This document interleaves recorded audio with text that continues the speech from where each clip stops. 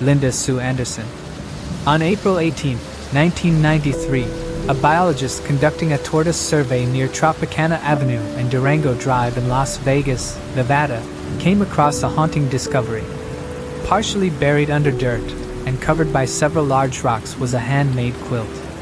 Upon closer inspection, the biologist noticed human hair and a distinct smell of decomposition. According to Terry Miller, a cold case investigator with the Las Vegas Metropolitan Police Department, LVMPD, the Clark County coroner determined that the woman had likely died in mid to late 1991 from multiple gunshot wounds. Despite extensive investigative efforts, her identity remains unknown, and she was named Jane Tropicana Doe. The case went cold.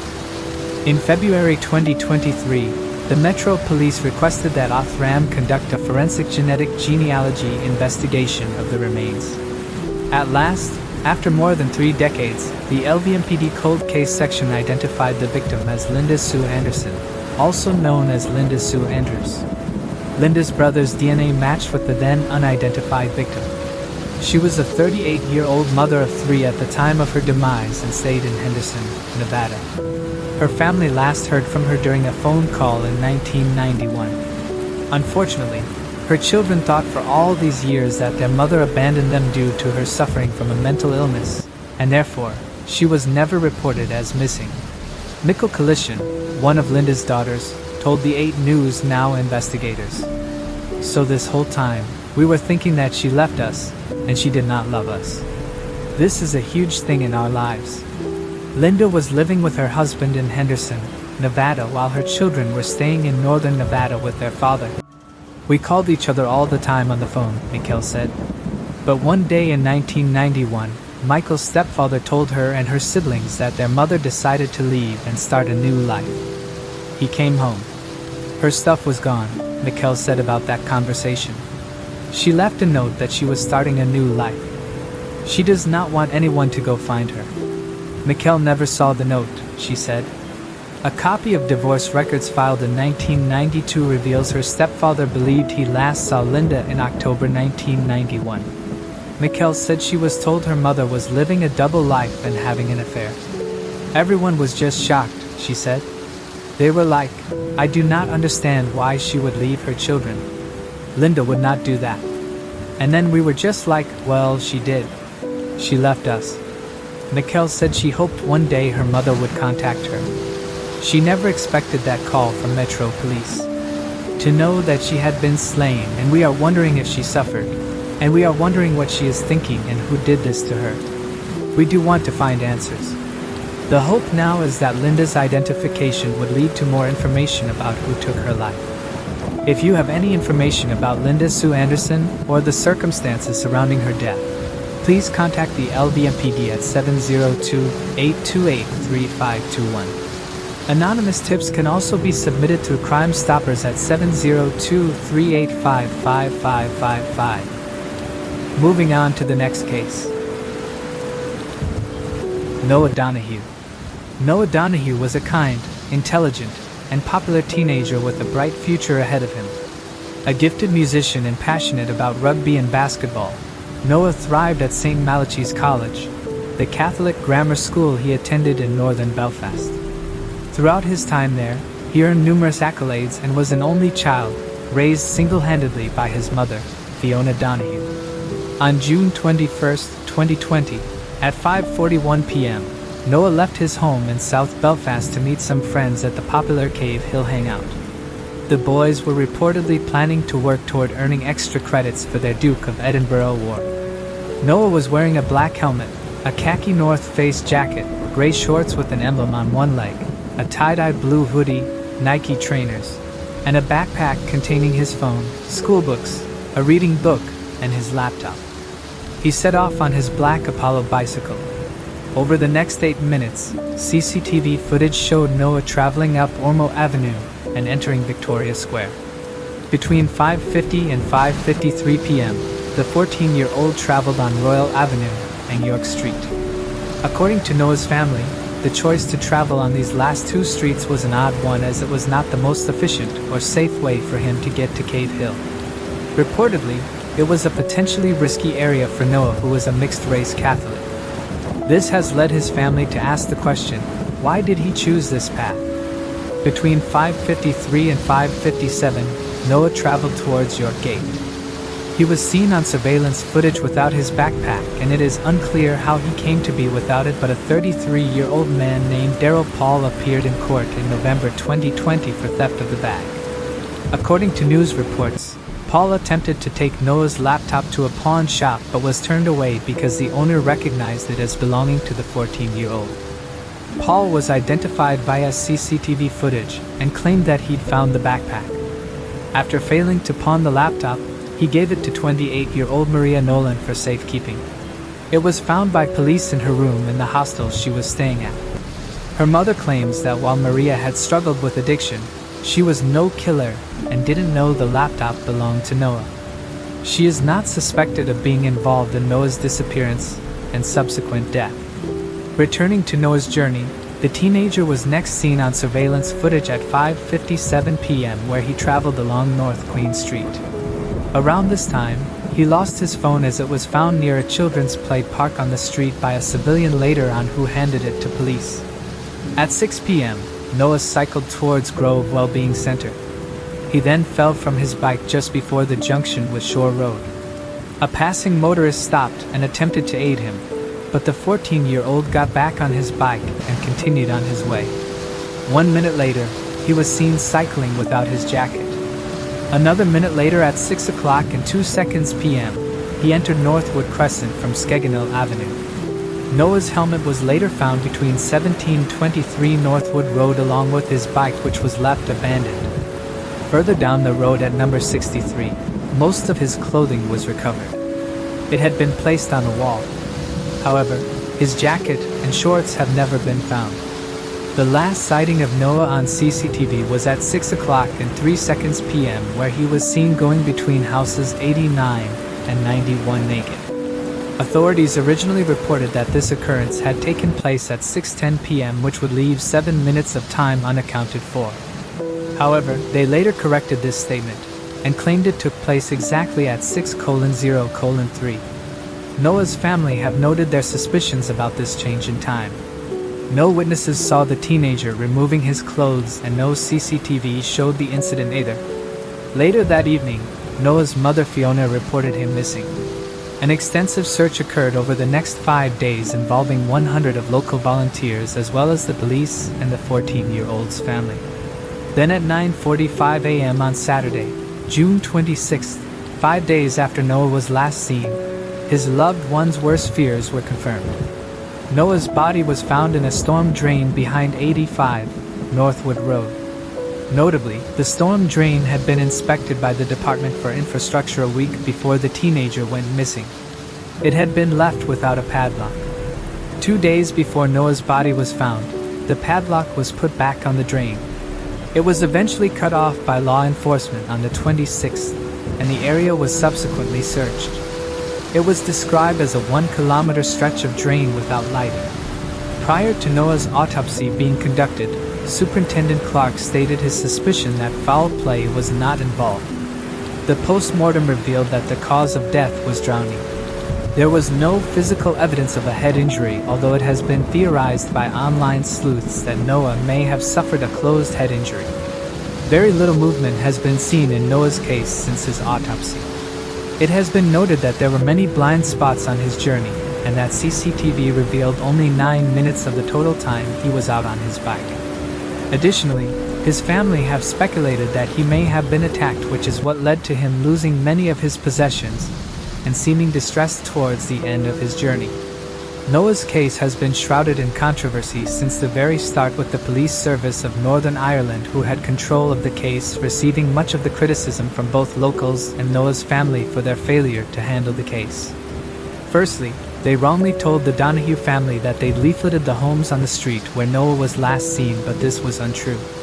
Secondly, authorities had only investigated around 22 of 180 CCTV cameras that were on his route the day he went missing, and detectives had failed to contact residential homes and businesses to ask for copies of their footage.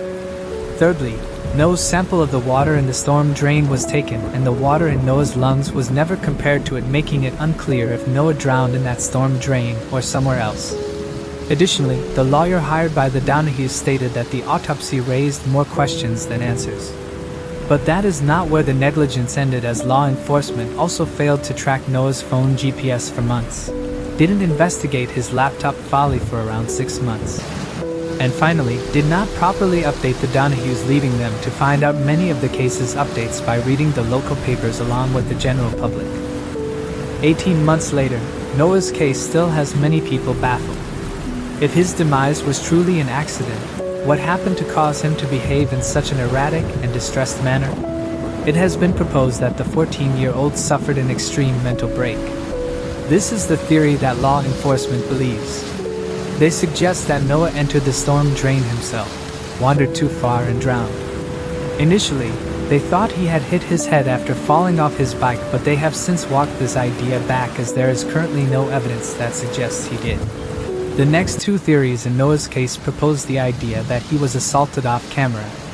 Online sleuths have suggested that he got rid of any items that could identify him while he fled from the attacker, and this is the reason why he ended up taking a different route than normal.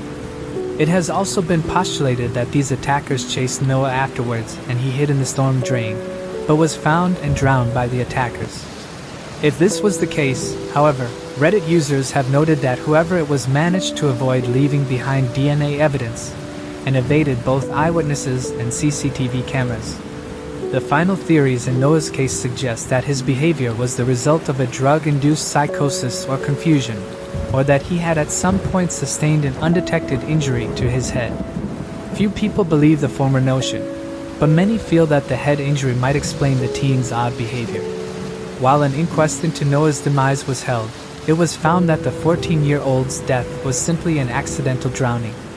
Earlier this year, the Sunday World published a news article about a prisoner who claimed that his former cellmate had admitted to the abduction and slaying of Noah Donahue. The former cellmate was released from prison in July of 2021.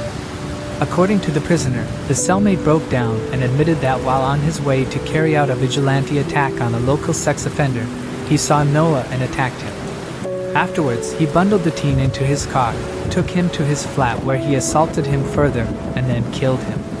The former cellmate then allegedly said that other people had helped him dispose of the body. However, the police were unable to find any evidence linking this man to the scene and don't believe he was involved in the case. In the aftermath of Noah's death, his mother Fiona began a social media campaign, #RememberMyNoah, as she continues to look for answers in her son's death and demands accountability from the Police Service of Northern Ireland. She also established the Noah Donahue Foundation, which focuses on supporting the causes that were important to Noah. To date, the foundation has made donations to the search and rescue team that assisted in the search for Noah while he was missing, as well as to 2 local football clubs and the music department at Noah's school. Anyone with information about Noah or Inger's case can contact Crime Stoppers UK anonymously at 0800 555 111. Moving on to the next case. Christina Renee King. Christina Renee King, affectionately called Cricket by her family because of her petite size, was born in 1972 and lived in Kansas City, Kansas. She was married to Christopher Wayne Goodall, a professional roofer, and their marriage was filled with love and devotion. In 1988, they welcomed their first daughter, April, followed by the birth of their second daughter, Ashley, 3 years later.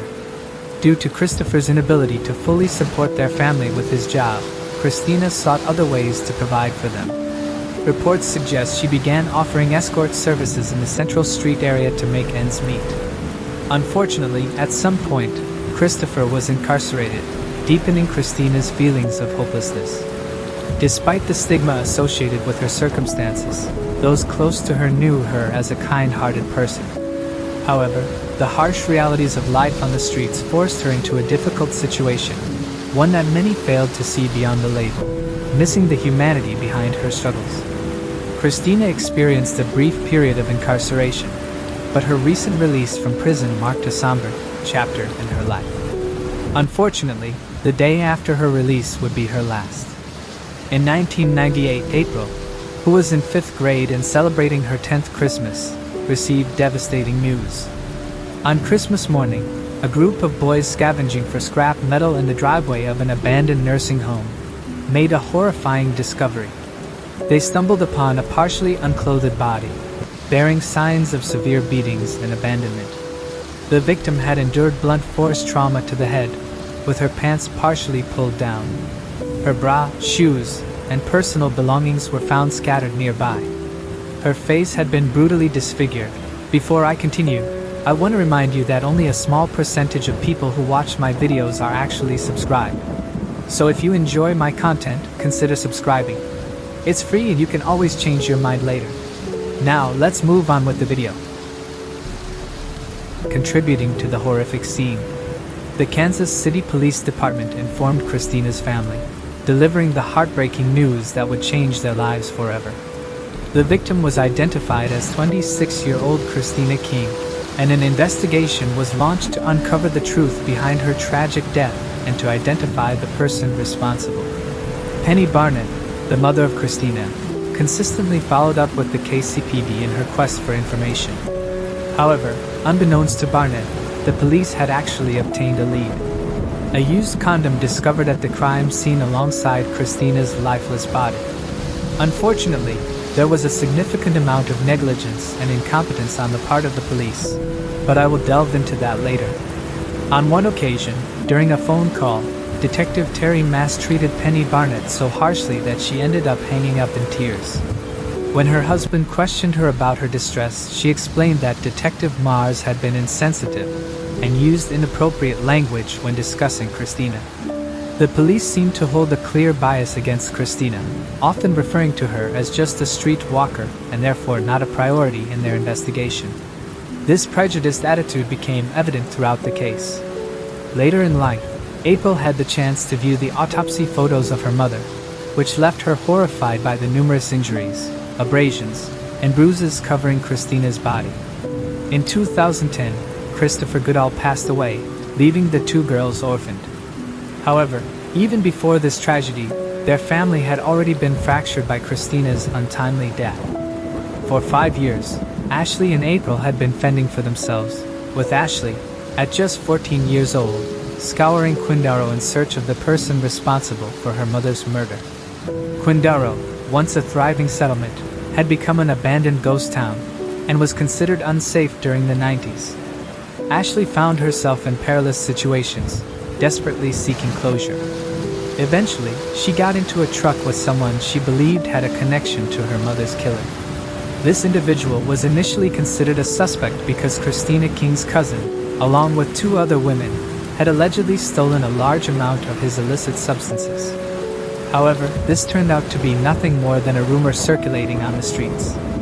Fortunately, he was not the person Ashley was searching for, and he did not harm her. 2 decades went by without significant progress in the case.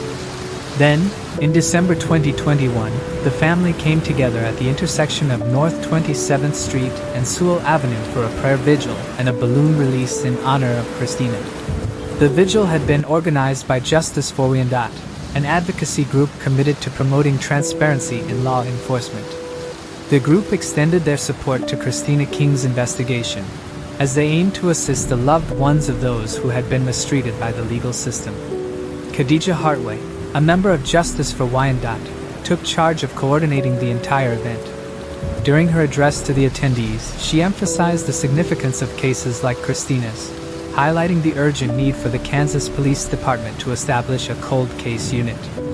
Hardway urged the new police chief to allocate existing funds towards the establishment of this unit, as she believed it will enhance transparency in addressing both cold cases and ongoing investigations. This plea prompted a significant response within the KCPD, ultimately resulting in a breakthrough in Christina's case. The newly appointed police chief, Carl Oakman, took Hartway's request seriously and acted swiftly. Upon being sworn in on January 1, 2021, he made a firm commitment to establish a cold case unit within the department. True to his word, by January 2022, Kansas City's first cold case unit became operational, staffed by 3 dedicated full-time detectives. This unit would prove instrumental in resolving long-standing cold cases. Understanding the origins of Justice for Wyandotte is essential. It all began with Pearl Davis, a 43-year-old mother. Born in 1953, Pearl Barnes was Khadija Hardaway's cousin and a devoted mother to her two young children.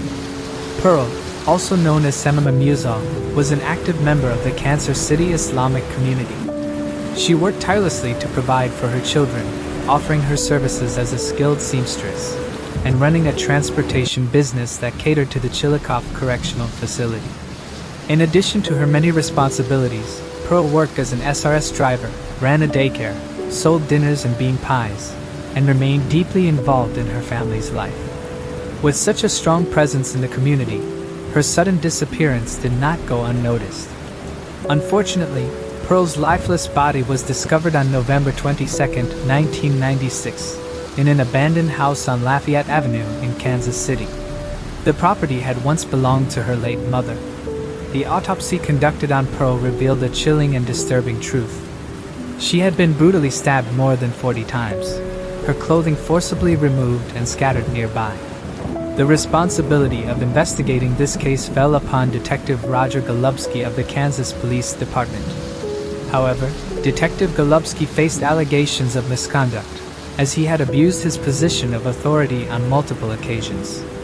From 1983 to 2008, the Kansas Police Department failed to properly investigate a series of similar cases involving women, most of whom were working women of similar ages. These women often found themselves grappling with homelessness, substance addiction, or engaged in escort services. The tragic fates of these women were marked by horrific methods, including strangulation, asphyxiation, blunt force trauma, or stabbing. Their lifeless bodies were callously discarded in secluded areas or abandoned buildings. Shockingly, all of these women were found either partially or fully unclothed, with their pants pulled down or shirts removed. Their clothing was often discovered nearby, further highlighting the brutality of these crimes. Christina King, too, endured these terrifying circumstances. As time passed and the cases grew cold, it became increasingly evident that something was amiss with Golubsky. Despite his familiarity with most, if not all, of the women who had been mercilessly slain, none of the case files indicated his knowledge of these individuals. Furthermore, despite the abundance of potential physical evidence that could have been analyzed, these particular cases received insufficient attention from forensic experts. As a result, evidence collection was often limited, and efforts to identify potential perpetrators through DNA or other forensic means were inadequate. The level of incompetence displayed was truly staggering. In Christina King's case, the Kansas Police Department had received a DNA match with a potential suspect but failed to pursue a follow-up investigation. Khadija Hardaway, deeply moved by the prolonged neglect of Golubsky's victims, began pleading for justice. She found the motivation to rally the community, organizing demonstrations to ensure the unsolved cases, the faces of the affected women, and their stories would not be forgotten. Driven by Pearl's case, Khadija partnered with like-minded women to establish a non-profit organization called Justice for Wyandotte in 2020. The organization worked diligently to combat the department's corrupt individuals. Officers were observed using excessive force, bullying, intimidating, fabricating evidence, wrongfully arresting individuals, and coercing false testimonies to avoid false accusations and imprisonment. Thanks to Justice Foria and Dutch shedding light on the crimes, they exposed the systematic corruption. They brought attention to the case of Lamonta McIntyre, who was falsely accused and imprisoned for 23 years for a crime he did not commit. Despite being exonerated in 2017, he never received justice. Golubsky remained free, but many unresolved issues lingered, particularly regarding his victimization of women. During her work with the Justice for Wyandotte organization, Khadija Hardaway arranged a meeting with Carl Oakman, a former candidate for chief of police. In this meeting, she emphasized the disturbing and unacceptable indifference surrounding unsolved cold cases in the community, underscoring the lasting emotional toll on Kansas City families and their loved ones. She passionately advocated for the creation of a cold case unit within the Kansas City Police Department. Following the meeting with Oakman, Justice for Wyandotte initiated an awareness campaign and petitioned for the establishment of a dedicated cold case unit, aiming to address the numerous unsolved cases that had occurred in Kansas City since 1965. In 2003, police received a DNA match from the condom found near Christina's body, identifying Gary Davis as the suspect. Surprisingly, he was not immediately questioned, despite being closely monitored by Wyandotte County Community Corrections. Gary Davis, a 52-year-old Kansas City resident, was a truck driver in his early 20s at the time of the alleged incidents involving Christina and Pearl. Due to the nature of his job, it was understandable why he had managed to evade suspicion back then, as he often traveled far from the crime scenes. Despite the police being aware of his whereabouts, it took 20 years to arrest Gary Davis. The investigation moved slowly, with a 14-month delay before questioning the suspect, followed by years of stagnation. After a public appeal for justice for Wyandotte in 2021, it took another 18 months to process the DNA, form a team, and finally apprehend the perpetrator. In 2022, the cold case unit made a breakthrough, linking the DNA from both crime scenes to Gary Davis Sr., the initial suspect. Investigators also found a Facebook page matching Davis's name and description, with controversial posts about truck driving and societal issues. When attempting to contact him, officers found only one operational phone number out of 3 listed with a full voicemail inbox. Finally, in September 2023, Davis was arrested and charged with the murder of Christina King, with bail set at $500,000. Importantly, there was no statute of limitations, ensuring that justice could be served regardless of the time that had passed. If convicted, Davis could face life imprisonment. In a surprising turn of events, Wyandotte County District Attorney Mark Dupree and Kansas City Police Chief Carl Oakman jointly conducted a press conference to commend their investigative efforts. Dupree highlighted the relentless work of the detectives, while Oakman underscored the importance of a thorough investigation over the significance of the DNA hit. Both officials stressed the meticulous effort required to ensure the correct suspect was identified. Meanwhile, in March 2022, attorney Cheryl Pellet, representing Kansas City, exposed the corrupt environment within the Kansas Police Department. She issued a statement targeting not only disgraced Detective Roger Golubski, but also the culture that allowed his misconduct to persist. Golubski, who was responsible for an unjust arrest, faced federal charges, including kidnapping, sexual assault, and human trafficking. Currently, the Kansas Police Department is working with other law enforcement agencies to investigate whether Davis could be connected to other homicides, either in the region or potentially far beyond, given his profession as a long-haul truck driver. Davis is currently considered a suspect or person of interest in at least 8 other cases. The creation of the Cold Case Unit, driven by Justice for Wyandotte, has led to the resolution of 11 additional cases. It is clear that the Kansas Police Department is accountable for the delayed arrest, which could have occurred much earlier. The department owes the victims' families, especially Christina's daughters who sought closure for years, a sincere apology and a detailed explanation. The families, who have endured prolonged distress, were ultimately victims of the department's failure and incompetence. Moving on to the next case. Derby Wagner Richardson.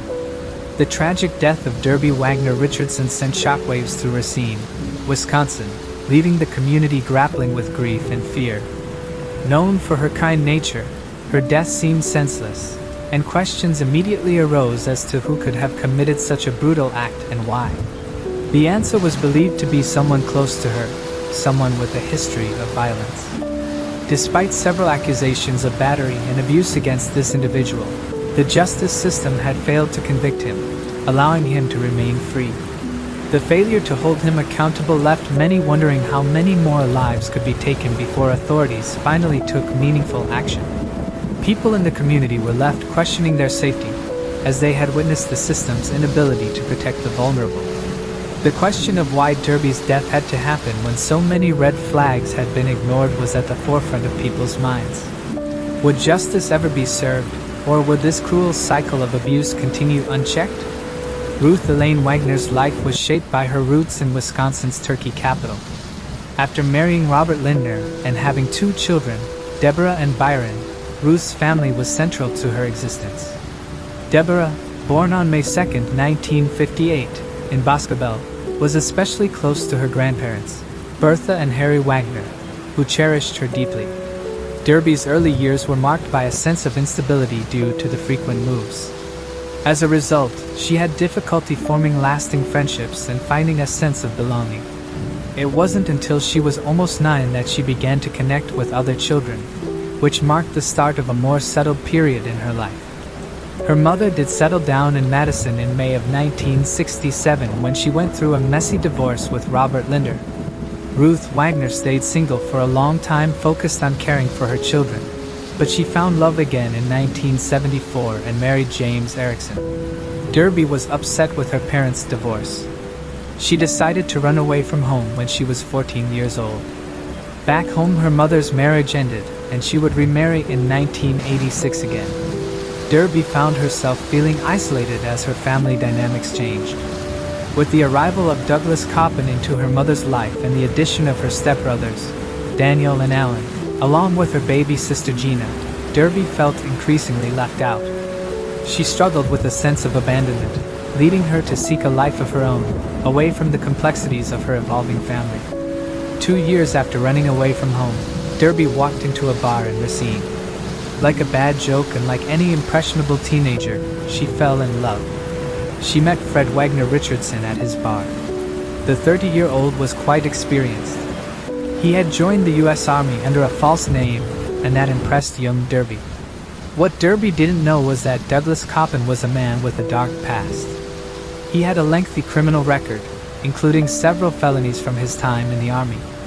One of the more shocking incidents involved him allegedly ambushing and robbing a man in a wooded area, which resulted in a prison sentence and a dishonorable discharge from the military. After moving to Racine, Coppin continued his criminal behavior, accumulating 2 more robbery convictions. He only served a portion of a 15-year sentence. Why he was allowed to roam the streets so freely was only because of the criminal justice system. Criminals can walk free based on small legalities. Upon being released from Leavenworth Prison, he decided to live in Racine. Racine has been a typical industrial town and provided the opportunity Fred was looking for. At the age of 16, Derby met Fred Wagner when he opened a bar in town. Despite his criminal background, Fred was shrewd and resourceful. Though he had a history of swindling, he managed to acquire a few rental properties in the area, focusing on low-income housing. His reputation as a ruthless businessman extended into his personal life as well, where he was known for being manipulative and controlling. He was all about facts and very cold when it came to money. Fred gave her work as a bar dancer. Still a minor, she faked her way for years, dancing for tips. She did not know how to protect herself, and this was the first job that paid her enough to live slightly more comfortably than on the streets. Being a minor, she cannot legally be paid, so Fred took advantage of this fact and exploited her. Fred took advantage of Derby's vulnerable situation, offering her shelter in exchange for her services, effectively gaining control over her life. She saw him as a savior, unaware of his manipulative motives. In 1979, Derby and Fred got married, and they went on to have 2 daughters, August Marie in 1980 and Joy in 1984. Despite the new family, Derby's life remained entwined with Fred's oppressive influence. By now, Derby had introduced her family to her mother Ruth. Ruth did not approve of Fred from the get-go. Over time, Fred became more and more dominating in the marriage. Several of Derby's acquaintances and colleagues knew about the strain in the couple's relationship. After the initial honeymoon period, Derby quickly realized she was trapped in an abusive marriage. Fred was much too aggressive when he was angry and was exceedingly controlling. Since she was a teenager when she married him, she endured the abuse until she could build up her own strength. Her friend and colleague Kelly Williams-Cherry would often babysit the couple's young girls. Kelly was among the people whom Derby confided in about the mistreatment she endured from Fred.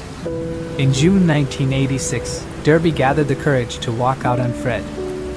She ran away after enduring a rocky marriage for several years. Derby was also quick about legal proceedings after being advised by friends and lawyers. Despite Fred's aggressive response, she stayed her ground and did not budge. She initiated divorce proceedings in December 1986. The couple shared significant real estate assets in Racine, which needed to be divided. Fred faced the prospect of losing a considerable portion of his earnings. This included an alleged 50% of the properties and 25% of rental income, amounting to an estimated $250,000. Derby could not bear the violence any longer and was terrified that Fred was on the brink of harming her. He was not one to stay quiet in money matters. Things got ugly very fast. Since it was all still very fresh, Derby was not sure how the custody arrangement was going to be, so she agreed to let Fred take the girls every other weekend. But Fred was vindictive. He had something else in mind. On January 21, 1987, Derby was preparing to send the girls off to their father. Fred showed up and beat Derby in front of the little girls, 7 years old. They were scared out of their little minds. He strangled Derby till she fainted. 5 days later, she filed a temporary restraining order against him. He was also convicted of battery a few weeks later. Things were escalating fast. She knew she had to get away and save her life. Derby was working very hard to turn her life around. She was working very hard to provide a good life for her girls. She was only 28 years old, so she had a lot she could plan for her future. Derby held down a lot of jobs. She served as a secretary at the Visiting Nurse Association of Kenosha and worked as a security guard for Guardian Protective Services. She also acted as a fitness counselor at the Racine YWCA over the weekends. She had recently applied for the role of Deputy Sheriff of Racine County. She wanted to work for Racine County Sheriff's Office and aspired to become part of law enforcement one day. She wanted to help teenagers that were caught in helpless situations, perhaps also help women out of abusive marriages. On March 21, 1987, a meeting occurred between Derby, Fred, and their respective attorneys.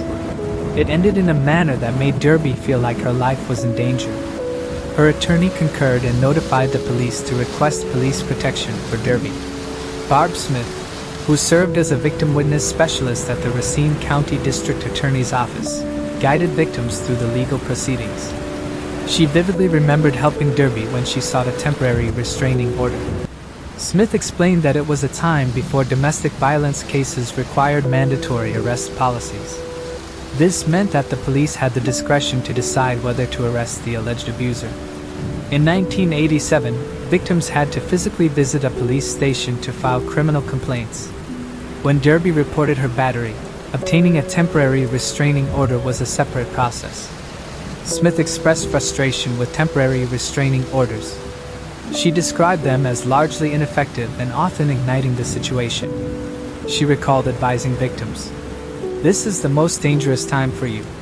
She emphasized that the restraining order could escalate existing violence. As Derby left, Smith could vividly remember her saying, "It does not really matter. He is going to destroy me anyway." In that particular meeting on March 21st, the pair were dividing multiple rental properties that they owned together, including rental income. Reportedly, Fred cried and said, "I am very hurt. I am very hurt." Fred Wagner Richardson pointed a threatening finger at her and said, "I do not like being hurt." Fred was deeply upset by the prospect of losing money from his rental properties in the event of a divorce. Derby, working as a night shift security guard at Steiberg Engineering on 1600 Gold Street, had to patrol the locked building, surrounded by a barbed wire fence. On the evening of March 21, 1987, she left her daughters with Kelly, a trusted friend who babysat for her. Before leaving, Derby always made Kelly promise to keep Fred away from the girls if he ever showed up. Kelly was the only one she trusted with her girls as she went off to do multiple jobs to make ends meet. This was about 12 hours after her hair-raising meeting with her soon-to-be ex-husband. Despite being emotionally shaken, Derby had to go on. Derby usually checked in with her firm at 1 a.m. She failed to do so that night. The firm grew concerned when they realized she was not responding and was nowhere to be seen. The management of Steiberg Engineering called authorities around 1:30 a.m. when they could not locate her. Investigator Alfelian responded to the scene that morning in his capacity as a patrolman. Officers proceeded to Steiberg and initiated a search for her and her Pontiac Sunbird, but they were unsuccessful in locating her. 7 hours later, around 8 a.m., an officer spotted Derby's car. It was parked in an alley at 1546 Layard Avenue, just north of Steiberg Engineering. This was all fine, except for one unsettling detail. Blood was dripping from the drainage holes in the trunk of her car. The blood ran down the pavement. Inside the trunk, police recovered Derby's lifeless body. She was completely naked, and her mouth had been gagged with white duct tape. Her throat and wrists had been slashed brutally. She was nearly decapitated, such was the aggression of her neck wounds. Over the next 24 hours, her clothes were recovered scattered along the street. Her tan uniform, her security badge, and a shoulder patch from her uniform along with a brown shoe were found. A man living on Island Avenue found some of her papers and her ID. In the early hours of the next day, a newspaper carrier found her appointment book on Spring Street and Highway H. Investigators also recovered a pair of black and red bolt cutters from the scene of the crime. DNA analysis was still not well known, but everything was well preserved as was the procedure at the time. The medical examiner revealed some disturbing details, but they would help paint a picture of what exactly happened. Derby still had all her jewelry on her body, so she was not being mugged or robbed when this tragedy happened. That was ruled out as a motive. There was also no evidence of assault. A pathologist carried out a thorough examination. He confirmed that the injury to Derby's head was caused by bolt cutters. Investigators discovered that the suspect had entered the Steiberg Engineering property by cutting a section of the chain-link fence along its east side. Crime scene photographs revealed a shoe print on the property with a pointed toe resembling a cowboy boot. This matched the footwear worn by someone she knew, as investigators later learned. Derby had a routine of bringing her children's clothes to work for folding. She often parked her car by the lunchroom door to easily carry the laundry basket back and forth. So the perpetrator was waiting for her and attacked her while Derby made one of her trips. Her jacket was found with inside-out sleeves.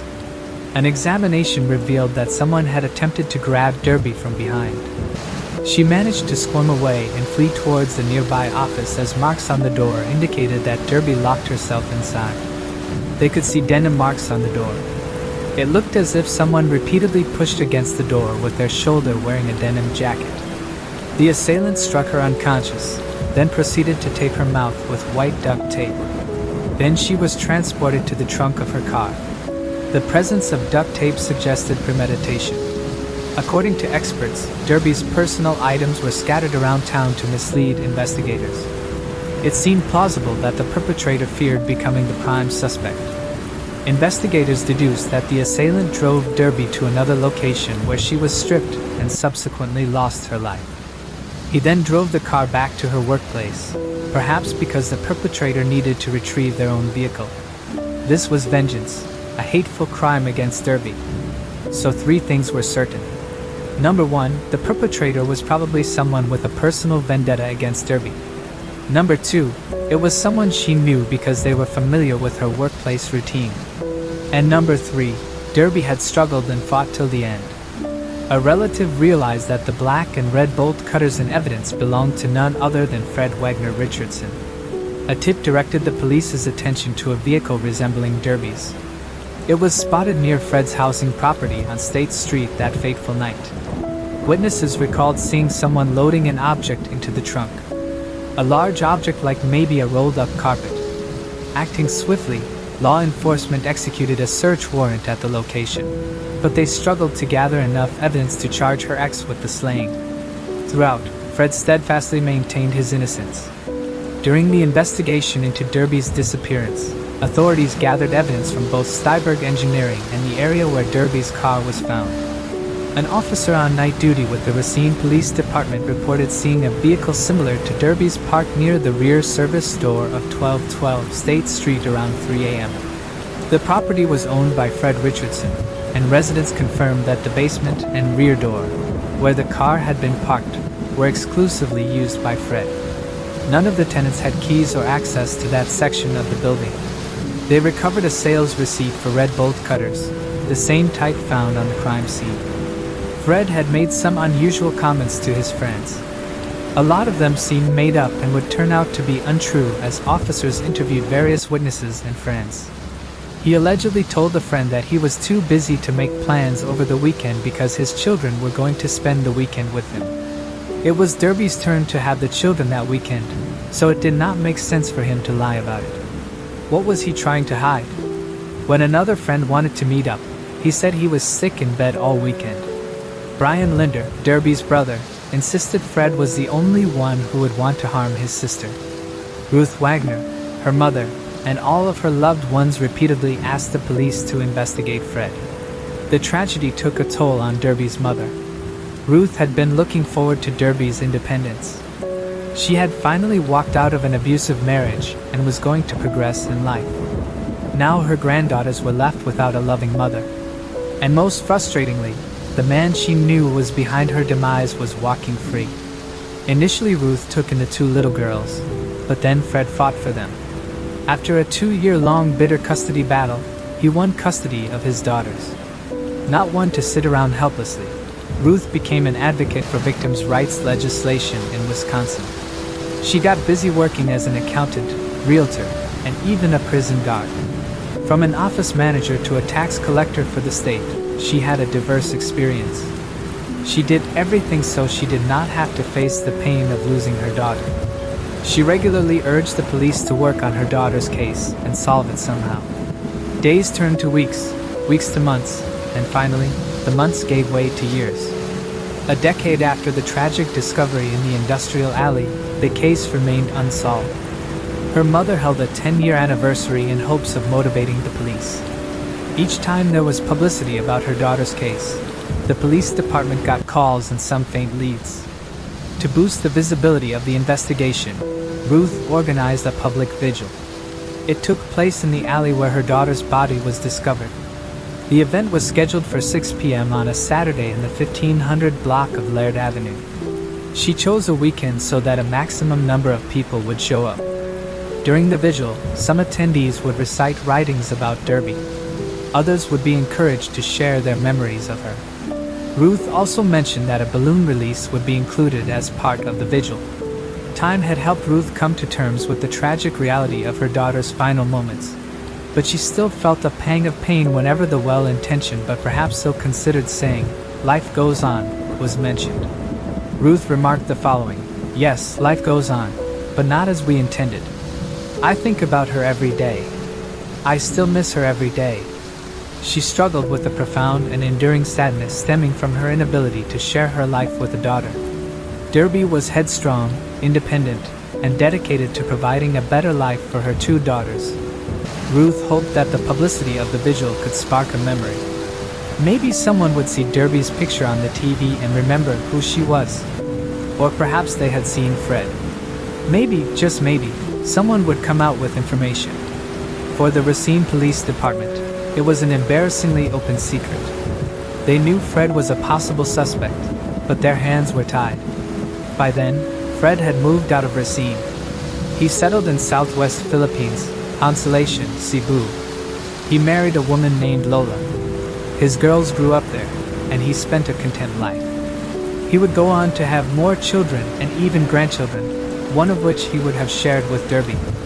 August Murray's daughter never knew her loving grandmother, and was further estranged from her great-grandmother Ruth. Through his attorney Domingo Cruz, Fred consistently denied any involvement in the case. Cruz also dismissed the police's focus on his client, suggesting it stemmed from a desperate desire to make an arrest. Cruz continued to represent Fred in the investigation. He criticized the police for quickly zeroing in on his client as the suspect. He feels that they have neglected other leads that could have led to the true perpetrator. Her teenage daughters were growing up without Derby and Ruth and knew only Lola and Fred. They believed their father had been wrongly interrogated. Ruth retired at the age of 69 and continued to volunteer and attend support groups. She passed away in 2022 with Derby's case unresolved. but she had expressed her wishes that those who attended her funeral service would wear bright colors or their favorite colors.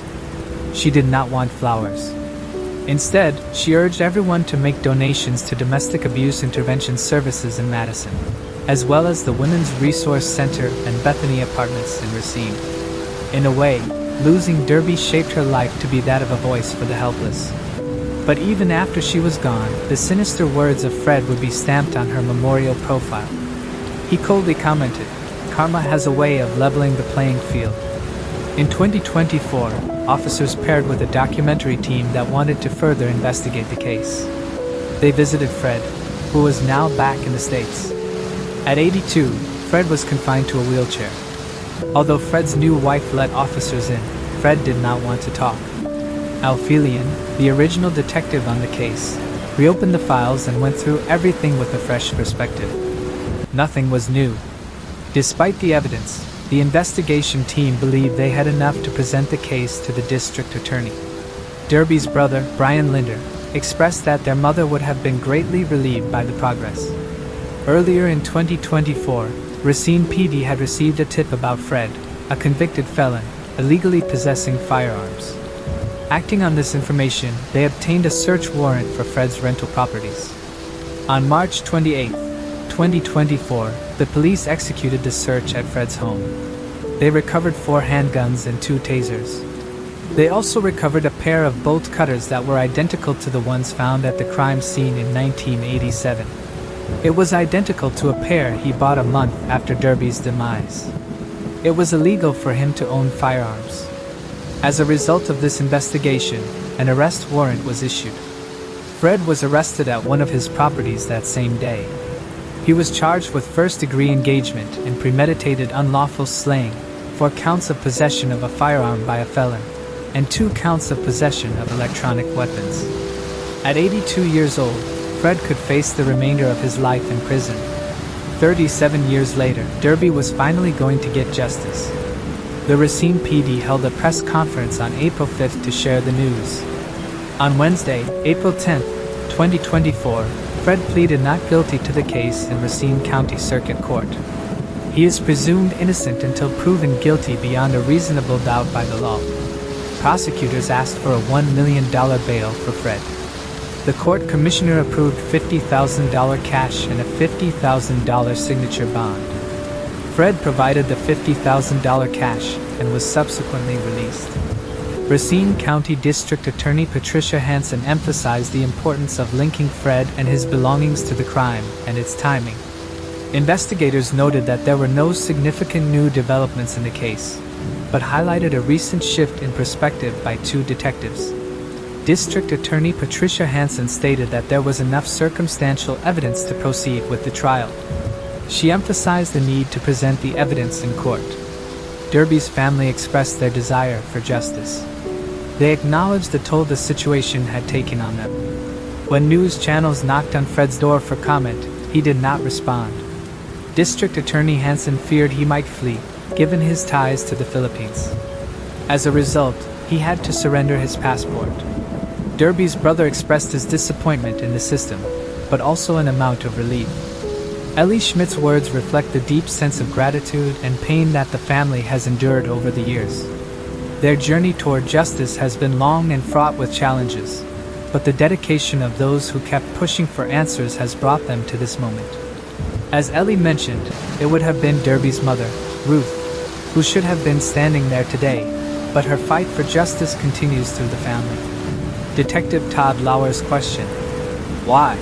is one that has haunted everyone involved, as they have tried to understand the motives behind such a heinous act and why it took so long to bring the truth to light. It is a reminder of the profound impact of Derby's death on everyone who loved her. Yes, the case had always been there, lingering in the background. For years, the evidence seemed clear, yet it remained unresolved. The investigators were confident they had a solid case, with the facts laid out in a way that made sense. But in a small town like Racine, where resources are often limited, the path to justice was a long and difficult one. Still, it was always clear to those who knew the case that Fred was responsible, and now, after so many years, it's time for the truth to finally be heard. The investigators faced challenges due to limited resources for further investigations and follow-ups. Additionally, they knew that a grand jury would require more evidence than they currently had. Despite this, all the evidence pointed toward Fred. He had the means, the motive, and the opportunity to take Derby's life. After 37 years, justice is long overdue. Fred went on to remarry, have a son with Lola, and enjoy time with his grandchildren. In contrast, Derby's life was tragically cut short by vengeance, leaving her with no opportunity to experience those same joys. A status conference regarding the case is scheduled for July 12, 2024. Moving on to the next case. Barry J. Cohen. Studio City, Los Angeles, is a glamorous and opulent haven located just west of the famed Hollywood Hills. Known for its lavish mansions and A-list residents, it's a place many dream of living. Celebrities like Bruno Mars, George Clooney, Will Smith, and Tom Cruise have made this city their home. Despite its allure, Studio City has a crime rate higher than the national average, though violent crimes remain relatively low. Unfortunately, this picturesque location became the backdrop for a tragic event in 1985, claiming the life of a renowned producer. Barry J. Cohen was born on November 10, 1927, in Detroit, Michigan, to Lois Lou Cohen and Sylvia Cohen. He had an older brother, Elliot David Cohen, and the two brothers shared a close bond with their father, a man with many interests. It was during their early years that their father introduced them to the game of bridge, a pastime that would significantly influence Barry's life. As a child, Barry was immersed in the world of entertainment, growing up in an environment shaped by his father's movie theater business. Lou Cohen, a man of many talents, owned numerous theaters and was actively involved in civic projects. As Barry honed his bridge skills, he also developed a passion for the entertainment industry, setting the stage for his future endeavors.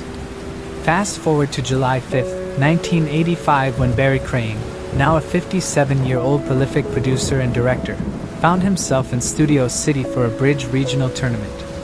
Little did he know that these games would mark the final chapter of his life. Tragically that evening, his lifeless body was discovered by a housekeeper in the garage of his luxurious townhouse. Beaten and strangled with a telephone cord, the circumstances surrounding his death were shrouded in mystery. Before I continue, I want to remind you that only a small percentage of people who watch my videos are actually subscribed. So if you enjoy my content, consider subscribing. It's free and you can always change your mind later. Now, let's move on with the video. What could have led to the demise of this esteemed producer? Was it a vengeful act of murder or something far more intricate? The answers to these questions lie within the depths of Studio City, a place where dreams are realized, but where darkness can also cast its shadow. Barry Crane's journey through marriages and personal struggles eventually led him to a path of success in the entertainment industry. At the young age of 17, he married Arlene Anderson from Los Angeles. But unfortunately, their relationship didn't stand the test of time. However, Barry didn't let this setback define him. In 1946, he found love again and tied the knot with Shirley Coblin from Southfield, Michigan. This second marriage brought him two beautiful children, Cheryl Lynn and Ben. Tragedy struck when Barry's father, Lou, passed away in 1947. The loss deeply affected him, causing him to drop out of college at the University of Michigan. Despite the personal hardships he faced, Barry's professional life was destined for greatness. His second marriage also ended in divorce in 1954, leaving him searching for a fresh start. In his pursuit of a new beginning, Barry decided to change his surname from Cohen to Crane for professional reasons. With a renewed sense of purpose, he packed his bags and headed to Los Angeles, California in 1955. This move marked the beginning of a remarkable transformation in his life. Barry's first step towards success was working at the Pasadena Playhouse, where he immersed himself in the world of performing arts. It was here that he discovered his passion for television entertainment. He pitched an original screenplay that caught the attention of RKO Pictures and King Brothers, leading to a 3-picture deal.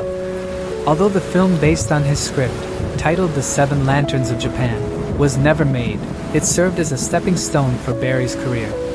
His talent and dedication soon paid off. Barry became the associate producer and later the producer of the iconic 1966 TV series Mission Impossible. This was just the beginning of his impressive portfolio. He went on to produce other successful shows like Mannix in 1967 and The Magician in 1973, among many others. Barry's directorial skills were also highly sought after. He had the opportunity to work on popular shows such as Trapper John, MD, The Incredible Hulk, Hawaii Five-0, Chips, Dallas, Wonder Woman, and Super Train. His talent and professionalism earned him the admiration of many actors, including Mike Connors, who described Barry as a problem solver and a highly talented individual. Barry's talent and dedication to his work quickly gained him recognition in his field. Through his career, he formed valuable connections that allowed him to be involved in some of the most influential TV series of the 1960s-1970s. While fans and colleagues knew him for his exceptional work, Barry managed to keep his personal life private, skillfully deflecting any inquiries. Speculation about his sexuality arose when he relocated to Los Angeles, but Barry remained evasive as he often did. During that era, being a homosexual man was met with prejudice, and Barry was well aware of the challenges he faced. Although he never openly discussed it, he never denied the rumors either. He sought a place in the bustling city where he could find acceptance and live freely according to his own choices. Despite his professional success, Barry's mind was restless. In a 1972 interview, he revealed that he had been married twice, but both marriages ended in divorce, leaving him unable to find peace. He mentioned a brief vacation to the Caribbean in February, which was meant to be a 3-week getaway but was cut short after just 5 days. Barry confessed that his mind was constantly active, rarely allowing him a moment of rest. In addition to his accomplishments in the film industry, Barry was also an exceptional bridge player. His passion for cards began at a young age, and he pursued it professionally in the late 1940s. Even as he made his mark in television, Barry's love for bridge never diminished. He often engaged in competitive games with fellow actor Peter Graves during breaks on set. Notably, he achieved the prestigious McKenney Award at the age of 25, an honor named after the esteemed William McKenney, Executive Secretary of the American Contract Bridge League. Barry Crane, a legendary figure in the world of bridge, was a force to be reckoned with. His dominance in tournament play earned him numerous accolades and the respect of his peers. For an impressive 30 years, Barry either challenged or emerged victorious in the competition for the award given to the player in North America with the most master points in a calendar year. Throughout his lifetime, Barry's achievements were nothing short of remarkable. He claimed the prestigious McKenney Trophy on 6 occasions in the years 1952, 1967, 1973, 1975, and 1978. Additionally, he secured the Mott Smith Trophy twice, the Asbury Trophy 4 times, the Stoddard Memorial Trophy once, and the IBPA Award for Best Personality in 1985. Barry's prowess in bridge extended beyond these accolades, as he became a 15-time North American champion and a Grand Life Master in the American Contract Bridge League. Even after his passing in 1985, Barry's legacy continued to shine brightly. He held the record for the highest number of master points in bridge history until 1991, when it was finally surpassed by Paul Salloway. In recognition of Barry's remarkable contributions, the American Contract Bridge League renamed the award for the highest bridge master points in a year to the Barry Crane Trophy in 1995, a decade after his death. Furthermore, Barry was honored with induction into the American Contract Bridge League Hall of Fame. Beyond his achievements in bridge, Barry was known for his amiable nature and was highly regarded by his colleagues in both the TV industry and his bridge career. One individual who shared a close bond with him was his bridge partner, Carrie Schumann. Together, they formed an exceptional team, winning the World Mixed Pairs title in 1978 at a bridge competition held in New Orleans. Barry's aggressive gameplay combined with Carrie's strategic defense made them one of the most formidable duos in the history of the game. Barry's talents extended beyond the bridge table as he found success as a producer and director in the television industry. His iconic TV series from the 1960s-70s propelled him to stardom, and his opulent house in Studio City and white Cadillac Eldorado were symbols of his growing success in Hollywood. In the early 1980s, some of his final projects included directing episodes of Flamingo Road, Seven Brides for Seven Brothers, The Powers of Matthew Starr, and the movie Conquest of the Earth, which was the third and final installment of the Battlestar Galactica trilogy. Fast forward to July 1985, Barry was in Pasadena for a Bridge Week regional tournament at the Pasadena Convention Center. He was all set to win with his team and even played a pair game with Billy Miller, a Silver Life master and Bridge Bulletin columnist. On the July 4, 1985, Barry invited Miller and his ex-wife to dinner, but excused himself upon arrival, claiming he wasn't feeling well. The next day, July 5th, Barry was nowhere to be found at the tournament center, causing a stir among the players. Kerry Schumann, Barry's trusted teammate, stepped in to fill his spot. While Barry's team was excelling in the tournament, Barry was at home on Colfax Avenue, supposedly enjoying his holiday.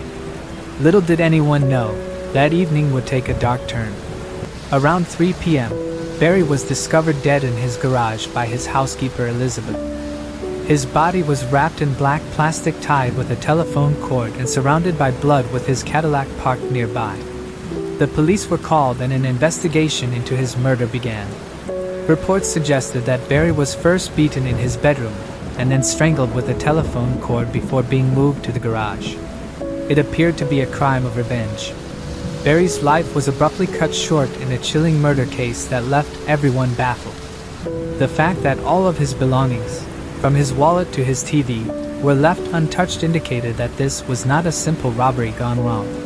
The police were at a loss, unable to identify the murderer, and as time passed, the case grew colder and colder. Initially, there were suspicions that Barry's sexuality may have played a role in his tragic demise, but no leads were found to support this theory. The authorities even questioned individuals in the movie and bridge industries, but they hit a dead end with no clear suspect in sight. The devastating loss of Barry left his loved ones heartbroken and shattered. However, a glimmer of hope emerged when a fingerprint was discovered on a ceramic statue found on Barry's bedroom floor, the very object used to strike him down. This lone piece of evidence became the focal point of the investigation. Unfortunately, without a match, the case was put on hold, leaving it unsolved for over 3 decades.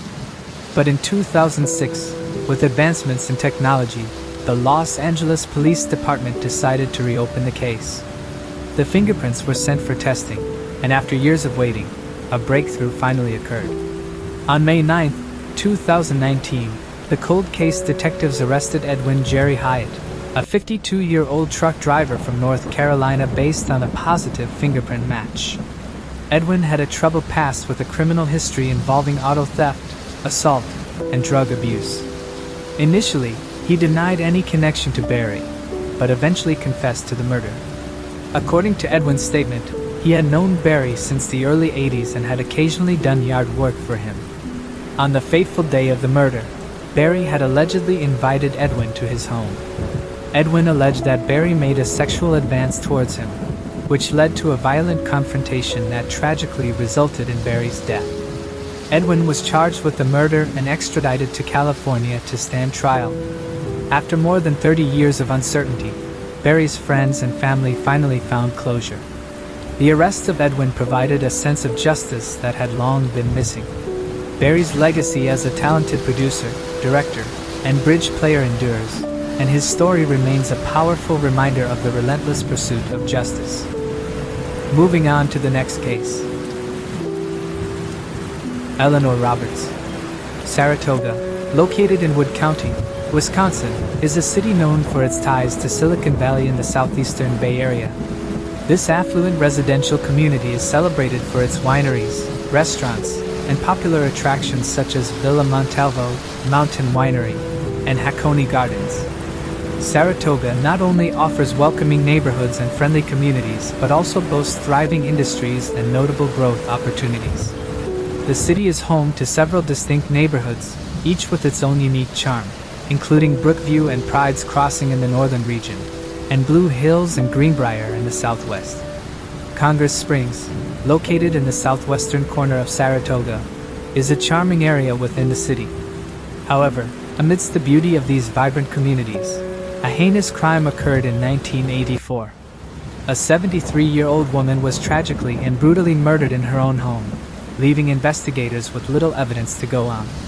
Eleanor Roberts, a beloved resident of Nakusa, Wood County, Wisconsin, was born on April 10, 1911. She was a cherished mother, wife, and grandmother, with her son, Marshall Roberts, living nearby in Saratoga. Known for her compassionate nature and her unwavering commitment to ensuring the happiness and well-being of those around her, Eleanor was a beloved member of the Saratoga community in which she resided in 1984. Unfortunately, tragedy struck when she least expected it, lurking just around the corner.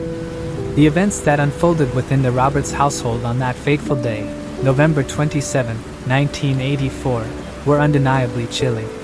Eleanor's brother grew concerned when she failed to meet him at an automobile dealership where she had planned to purchase a car. He subsequently went to her home on South Hollywood Road in Saratoga. However, when Eleanor did not respond to his knocks on the door, he reached out to her son, Marshall Roberts. Unbeknownst to Marshall, he was about to encounter a scene of horror that would haunt him for the remainder of his days. Aware of a hidden key to his mother's house located outdoors, Marshall made his way to her Saratoga residence. Upon unlocking the door and stepping into the house, he immediately sensed that something was wrong. The atmosphere was heavy, and an eerie silence filled the air. However, it wasn't until he reached the bathroom that he truly comprehended the gravity of the situation. As he opened the bathroom door, Marshall was confronted with a sight that he could never have anticipated. His mother, Eleanor Roberts, lay motionless on the floor, surrounded by her own blood. Shockingly, her head was concealed by a bath mat, which Marshall swiftly removed, only to be faced with an unimaginable scene. His mother's lifeless body bearing signs of violent trauma. In that moment, Marshall realized that he was standing in the midst of a crime scene, one that would forever alter the course of his life.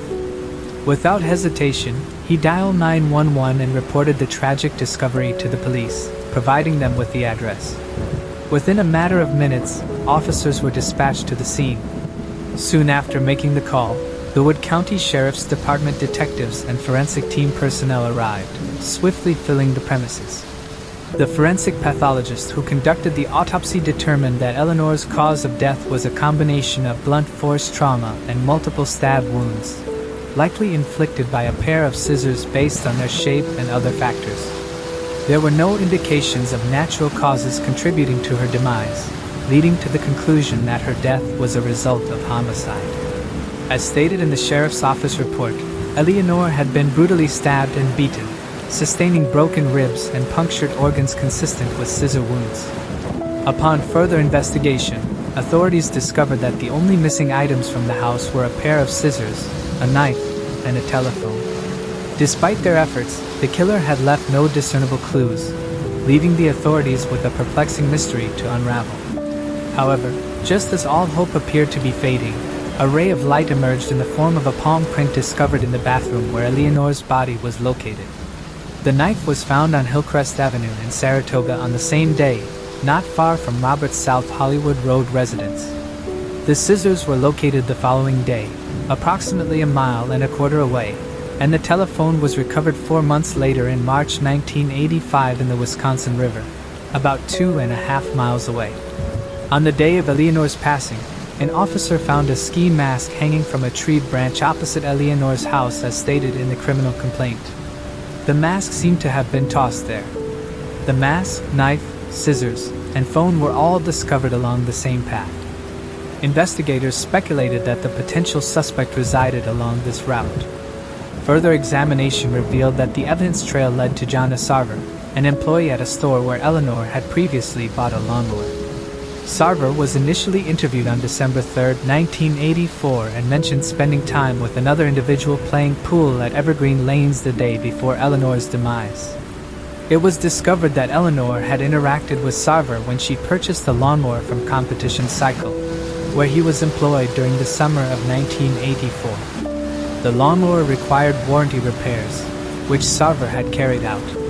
When Eleanor lodged a complaint on May 1, 1985, Sarver was questioned again, confirming his last encounter with Eleanor in the summer of 1984 when he repaired the lawnmower she had bought. Following the identification of Sarver's palm print in the bathroom, he was interviewed once more. Sarver claimed his final interaction with her was in late summer, early fall 1984, aligning with other investigative findings. However, Sarver denied ever entering her home, raising questions about how his handprint ended up there. The other witness Sarver claimed to have been with during the murder was also interviewed. Although the witness couldn't recall all the details of that night, he stated that he never remembered playing pool with Sarver.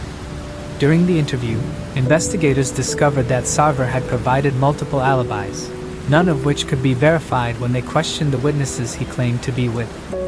In fact, one of the witnesses Sarver mentioned confirmed to investigators that they were alone that evening. Throughout various interviews, Sarver gave inconsistent explanations of his whereabouts at the time of Eleanor's murder. None of his explanations or alibis could be substantiated by investigators. Another witness around the time of Eleanor's death informed investigators that Sarver was facing financial difficulties and had borrowed $2,000 from him. However, the witness stated that he was never repaid after the murder. In 2005, a confidential informant revealed to investigators that 17 years prior, Sarver had confessed to killing a woman by delivering a karate chop to her neck, which matched the injuries sustained by Eleanor. Several small claims cases were filed against Sarver since 2006 for unpaid bills, and another similar case was filed shortly after his arrest. Despite the mounting evidence against Sarver, the case eventually went cold. Lieutenant Robert Levendos, a retired investigator from the Wood County Sheriff's Office who worked on the case, mentioned that it often encountered obstacles throughout the years. Former Sheriff's investigator Jay Schroeder dedicated countless hours to organizing years' worth of information. Disagreements between investigators and prosecutors regarding the readiness to reopen the case were not uncommon, according to Lewandowski. For decades, the case remained unsolved, seemingly insurmountable. Nearly 30 years after the incident in May 2013, investigators obtained a search warrant to collect DNA from John Sarver, who had long been considered a key suspect in the case following Eleanor's tragic death. Jerome C. Lippert, a retired business executive residing in the Pittsville area with a keen interest in local history and events, penned an article that was published in the Wisconsin Rapids Tribune on December 16, 2016, making a startling assertion. Not all law enforcement officers involved in the investigation should be commended. This revelation unraveled a narrative within a narrative. In the late 1980s, John Sarver worked as a civilian informant for the Wood County Drug Enforcement Unit under the guidance of Detective Brian Illingworth, also known as Big AI in the field. Illingworth, who later retired as a detective and former Wood County Sheriff, provided testimony during the trial. Despite his efforts to portray his collaboration with Sarver in a positive light, evidence presented in court indicated that the former sheriff had developed an overly close relationship with his informant.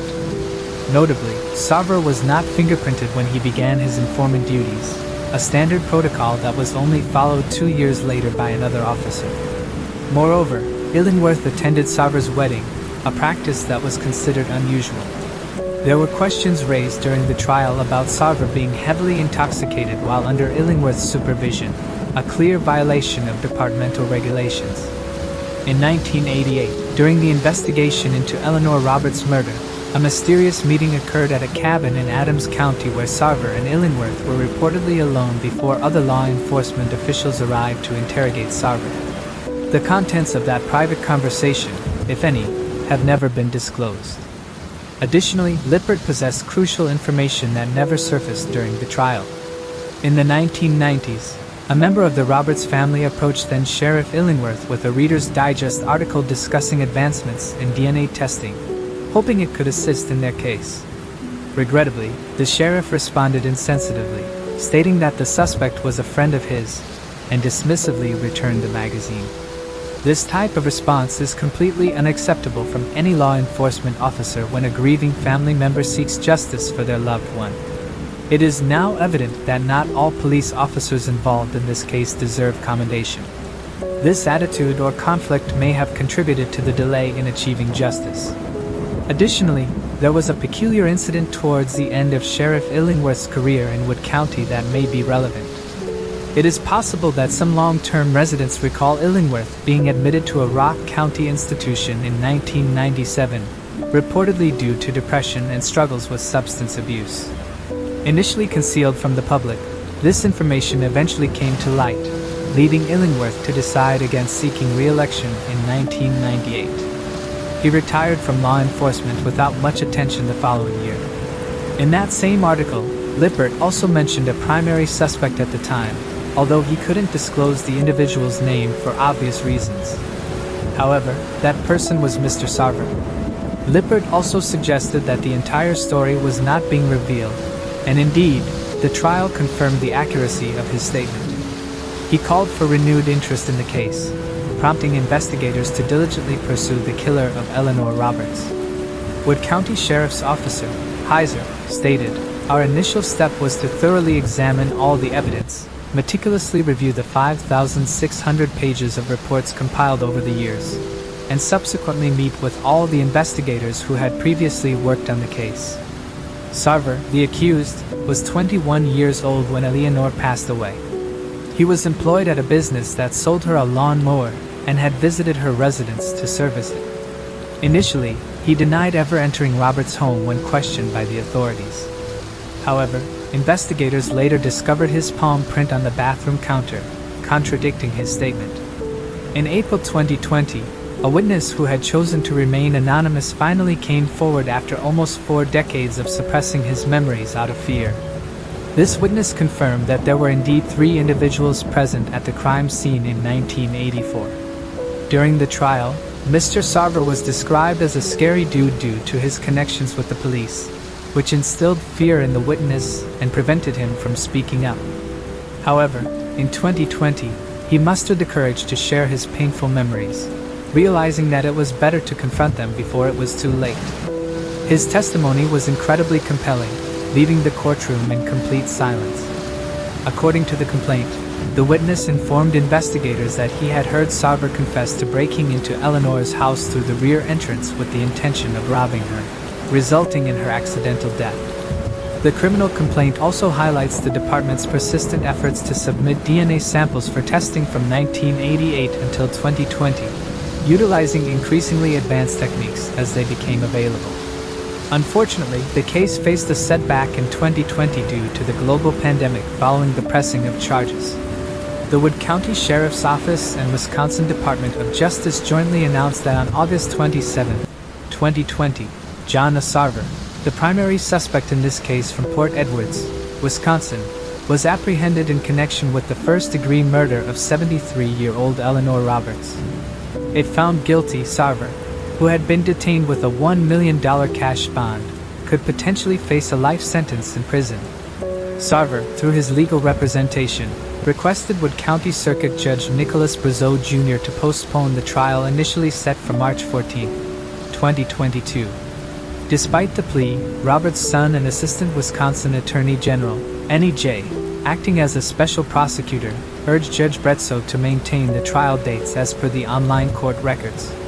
Sarver's legal team, consisting of Jeremy Meyer, O'Day, and Taylor Hart, expressed the need for additional time to conduct interviews with witnesses and conclude their investigation. Consequently, Judge Brazeau rescheduled the trial and set a hearing for updates on March 15, 2022. In November 2022, John Sarver was convicted of the murder of Eleanor Roberts. Due to the timing of the crime, the judge has no jurisdiction over Sarver's parole eligibility. Sarver is required to serve a minimum of 13 years and 4 months before being considered by the parole board. The parole commissioner must ensure that Sarver meets these 5 specific criteria before recommending parole: good behavior, completion of rehabilitation programs, reduced risk to the public, adequate time served, and an approved release plan. Judge Brazeau expressed his sentiments, stating, "He has had the opportunity to live a full life, to raise a family that maybe he shouldn't have had the opportunity to do. It's a good thing that he did it because there are good people in this world, but there isn't anything in my mind or heart that makes me think that he should have opportunities to get out there. The period between the murder and the arrest in 2020 was considered his parole, as stated in the reports. Wood County Sheriff Sean Becker mentioned that the arrest was the outcome of a collaborative investigation between the Sheriff's Department and the State Department of Justice, who will handle the prosecution of the case. During a press conference outside the Wood County Courthouse, Sheriff Becker described the homicide as a brutal crime that remained unsolved for an extended period. He acknowledged the frustrations experienced along the way, but emphasized that they never gave up. The prosecutors from the Wisconsin Department of Justice meticulously built their case, while the lead defense attorney diligently attempted to sow doubt. Despite the defense's efforts, the overwhelming evidence led to an unsuccessful defense. Finally, on November 2, 2022, in Branch 2 of Wood County Court, a guilty verdict was reached, concluding the case on January 23, 2023. The sentencing of John A. Sarver for the first-degree murder of 73-year-old Eleanor Roberts brought justice to the case. This resolution serves as a significant achievement and a testament to the unwavering dedication of law enforcement. It provides closure to the victim's family and the community, reminding us that justice can prevail despite the passage of time. Moving on to the next case. Donald Rendell. In August of 2003, skeletal remains were discovered in Bradford Township, Minnesota, during an excavation project by a landowner along Highway 5 and County Road. The remains were believed to belong to a white male, estimated to be between 20 to 28 years old at the time of death, and it was apparent that the body had been buried for many years, likely decades.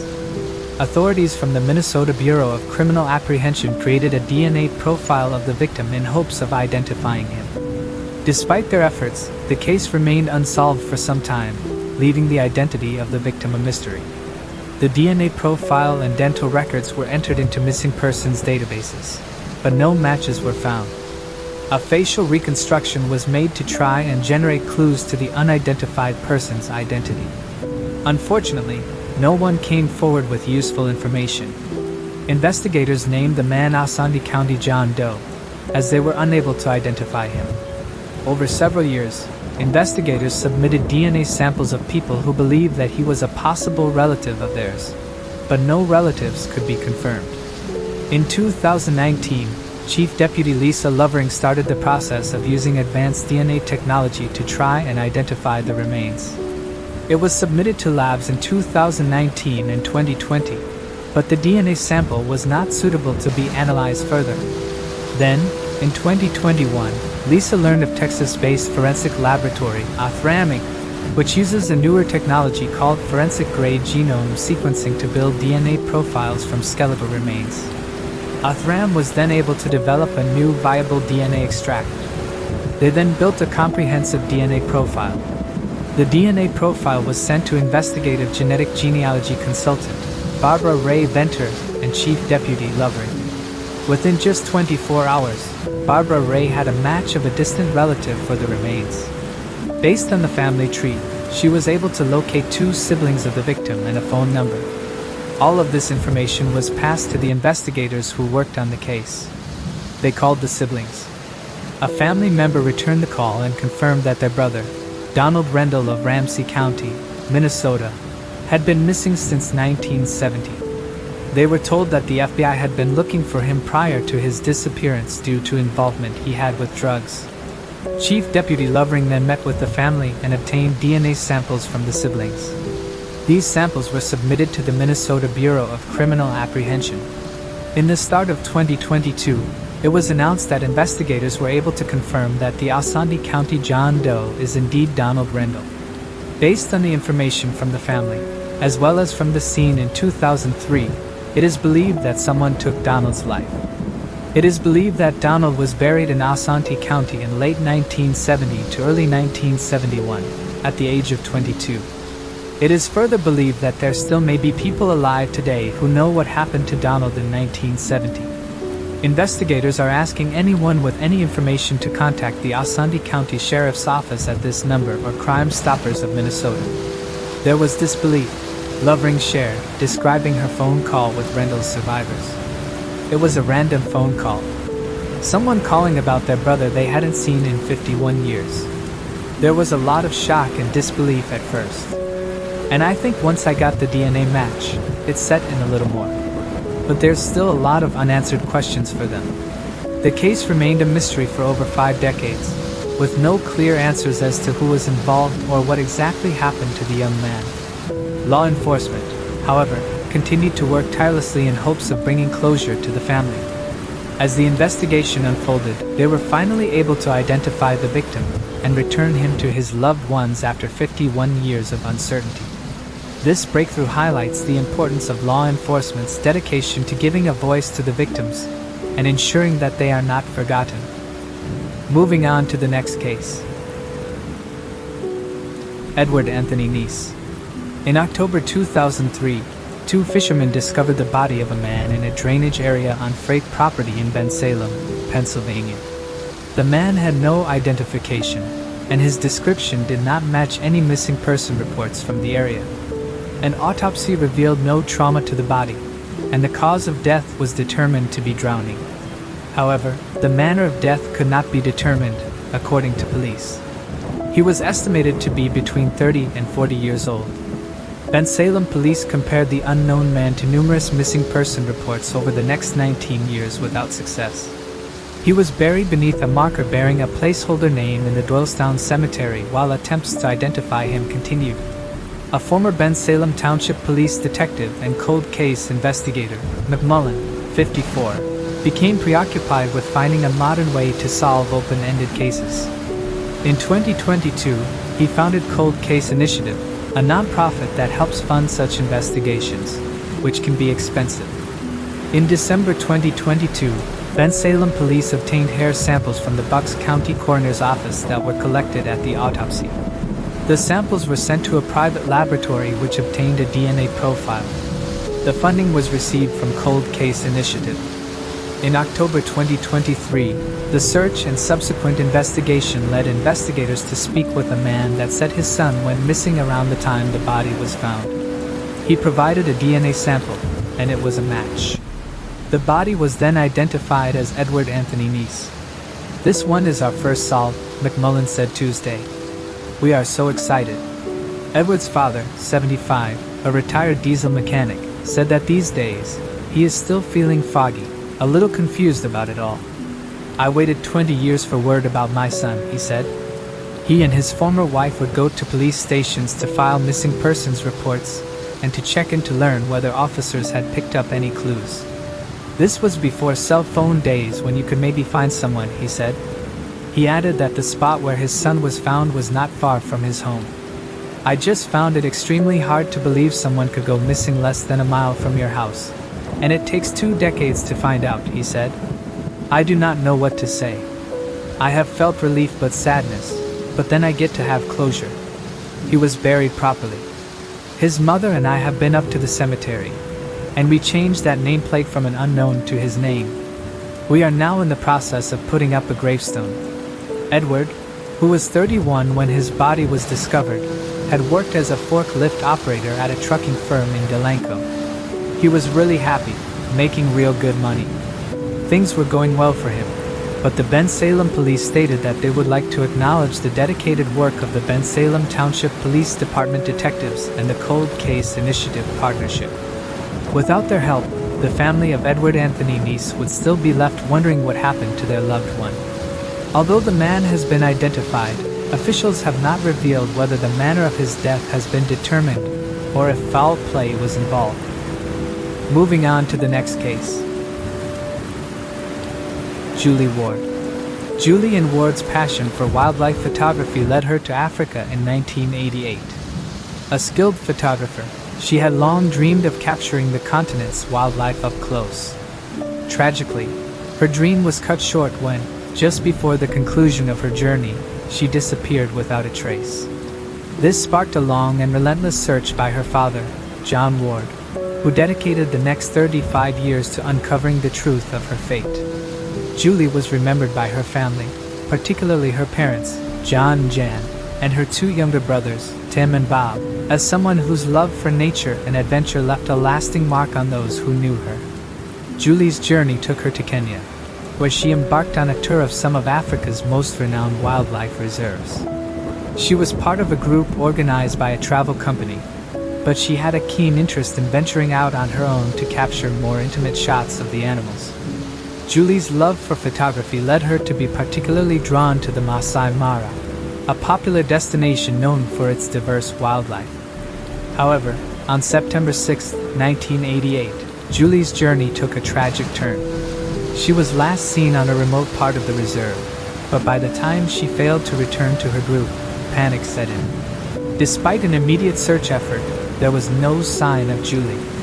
Her disappearance became a major mystery, with many wondering if she had encountered an accident, been attacked by wildlife, or worse, had fallen victim to foul play.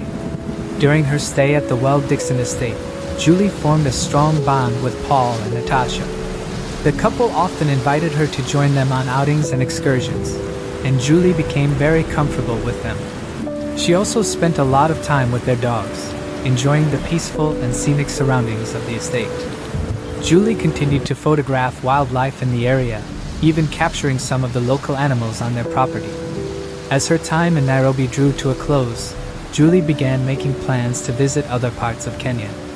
She was particularly excited about going to the Masai Mara, where she hoped to witness and document the Great Wildebeest Migration, a rare and awe-inspiring natural event that had been a dream for her as a photographer.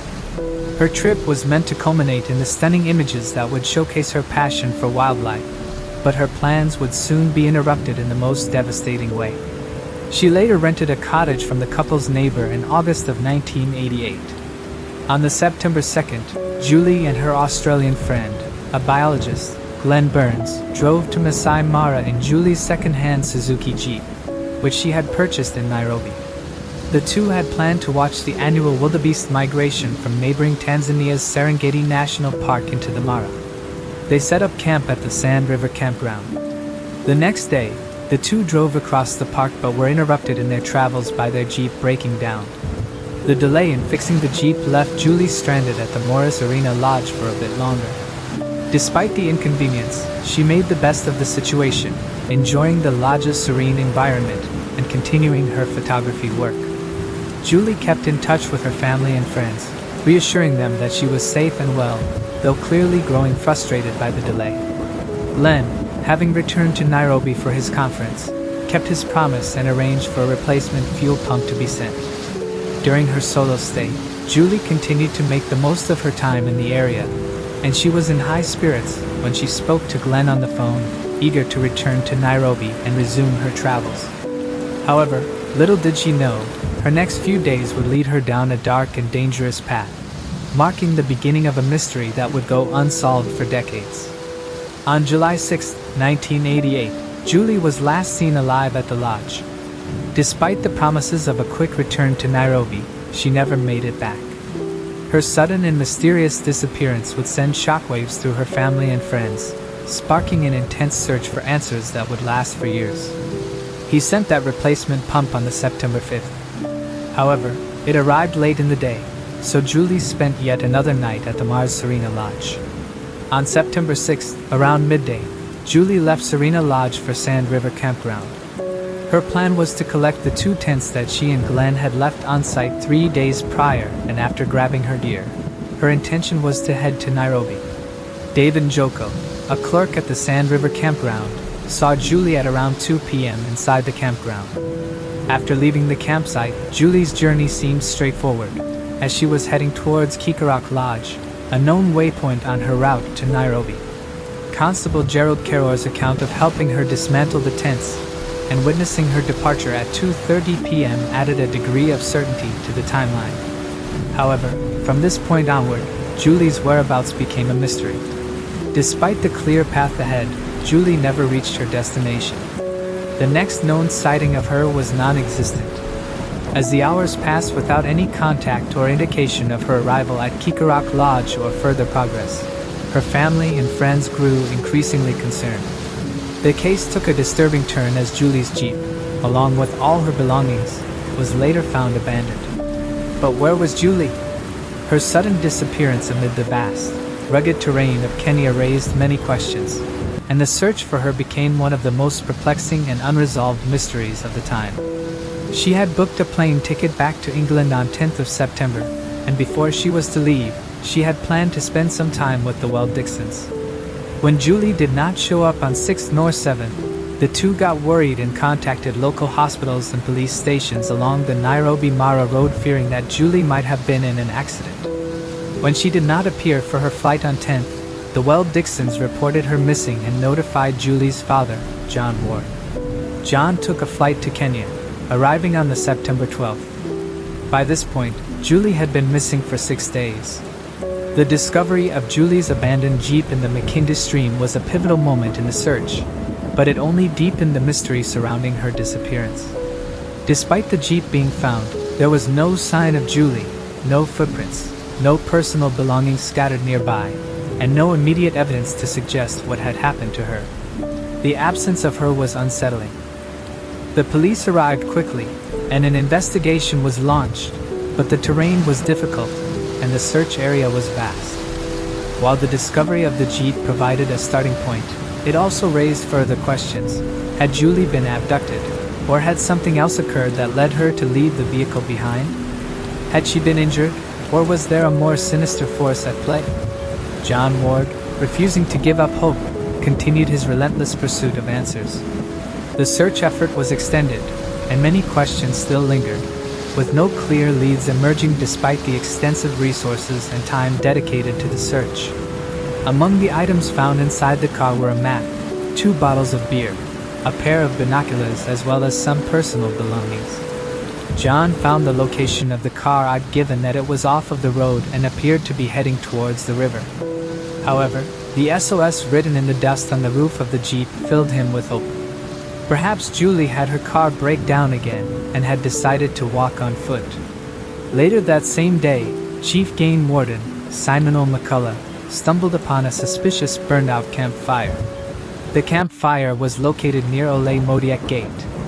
Upon further inspection, he discovered human remains amidst the ashes. John rushed to the scene. In the ashes, he found a left leg, jaws, spinal column, and a lock of hair. A skull was found in a nearby bush 1 month later. The rest of the body appeared to have been burned to ashes. John, in a later interview, said, quote, "The fire was about 4 feet in diameter. In it there was a mug, some burnt sunglasses, and film cassettes. Even though I knew it had to be Julie, I wanted to go through the ashes to see if there was something I could find and identify. The odor was one of burned flesh. The fire itself was black and oily. I could find nothing that I could identify. The gathered evidence was peculiar, lacking any signs of a struggle nor blood. There was also the faint smell of petrol." The first autopsy was done by Kenyan police pathologist, Dr. Adel Shaker, who confirmed that the remains were that of Julie Ward. In his report, Dr. Shaker noted that, among other things, the remains have been cut using a sharp implement, and there were subsequent attempts at burning them. To him, this pointed towards a clear case of homicide. However, the official investigation into Julie's death presented a conflicting narrative. While Dr. Shaker unequivocally deemed Julie's death a homicide, stating that the lake was cleanly cut and drenched in petrol before being set on fire, the police disputed this conclusion. Instead, they proposed a theory suggesting Julie was struck by lightning and subsequently mauled by a wild animal such as a lion. When a copy of the autopsy report was eventually seen by her father, it was crudely altered with words crossed out or typed over. John said, quote, "Where Dr. Shaker had typed cleanly cut as far as the leg and jaw were concerned, these words had been changed to torn and cracked. You were starting to talk about an attack by animals and not human beings." It was later found that the autopsy results had been altered by Dr. Shaker's boss, Dr. Jason Cavity, a health advisor to the Kenyan government. In a later interview, Dr. Shaker said, quote, "He took the report. I heard him saying, 'No, no, no,' and saw him underline through some words. I saw him underline through the words, cleanly cut. He said it was only my opinion. I wasn't happy about this, but Dr. Cavity was my boss. John took Julie's remains to England and a second post-mortem was carried out by Professor Austin Gresham. This second autopsy confirmed Dr. Shaker's initial findings. The investigating police officer in charge of the case, Superintendent Machiri Wanjo, speculated that Julie may have been depressed and may have gone on to commit suicide. He further suggested that Julie was sexually promiscuous. Dr. Shaker said Superintendent Wanjo told him that Julie was, quote, a loose girl. The superintendent spoke of suicide and how she could have cut her off and may have lit a fire, which could have spread. Kenyan investigators were reluctant to call the death a murder and refused to conduct a homicide investigation. John Ward accused the Kenyan government of wanting to cover up the murder in order to protect the country's tourism industry. Due to this, John Ward decided to launch an investigation of his own. Over the years, he has made several trips in a desperate search for the truth. Following the discrepancies in the autopsy report, an inquest was held into Julie's death in Nairobi. During the inquest, when questioned about the alterations of Julie's death certificate, Dr. Cavity faulted Dr. Shaker's English, arguing that the Egyptian's command of the English language was poor and that his own motive in altering the report was only for the purposes of precision. Yet at the same hearing, Dr. Cavity admitted that out of hundreds of autopsy reports Dr. Shaker had written in the past, this was the first time his lack of English precision had necessitated the editing of his report. The inquest also heard the findings of Professor Austin Gresham, who confirmed Dr. Shaker's findings, stating that the injuries on Julie's jaw and her skull indicated she had been decapitated from behind with a sharp blade. The magistrate eventually concluded that Julie was murdered by a person or persons unknown. However, he ordered that no further investigation was required. In February of 1990, at John's urging, the UK Foreign Secretary, Douglas Hurd, sanctioned an inquiry by Scotland Yard investigators, who subsequently travelled to Kenya in order to probe Julie's case. The initial investigation led to the conclusion that two park rangers, Peter Capon and John Majori, were responsible for Julie's murder. The investigation revealed evidence placing Julie at the gate post. Both rangers had been in the Masai Mara Reserve that day, linking them to the scene. However, during the subsequent trial, confusion arose regarding the clerk and the police constable's testimonies. The clerk, David Choko, and the police constable, Gerald Kairuri, were the last people to see Julie when she left Sand River Campground to go towards Nairobi.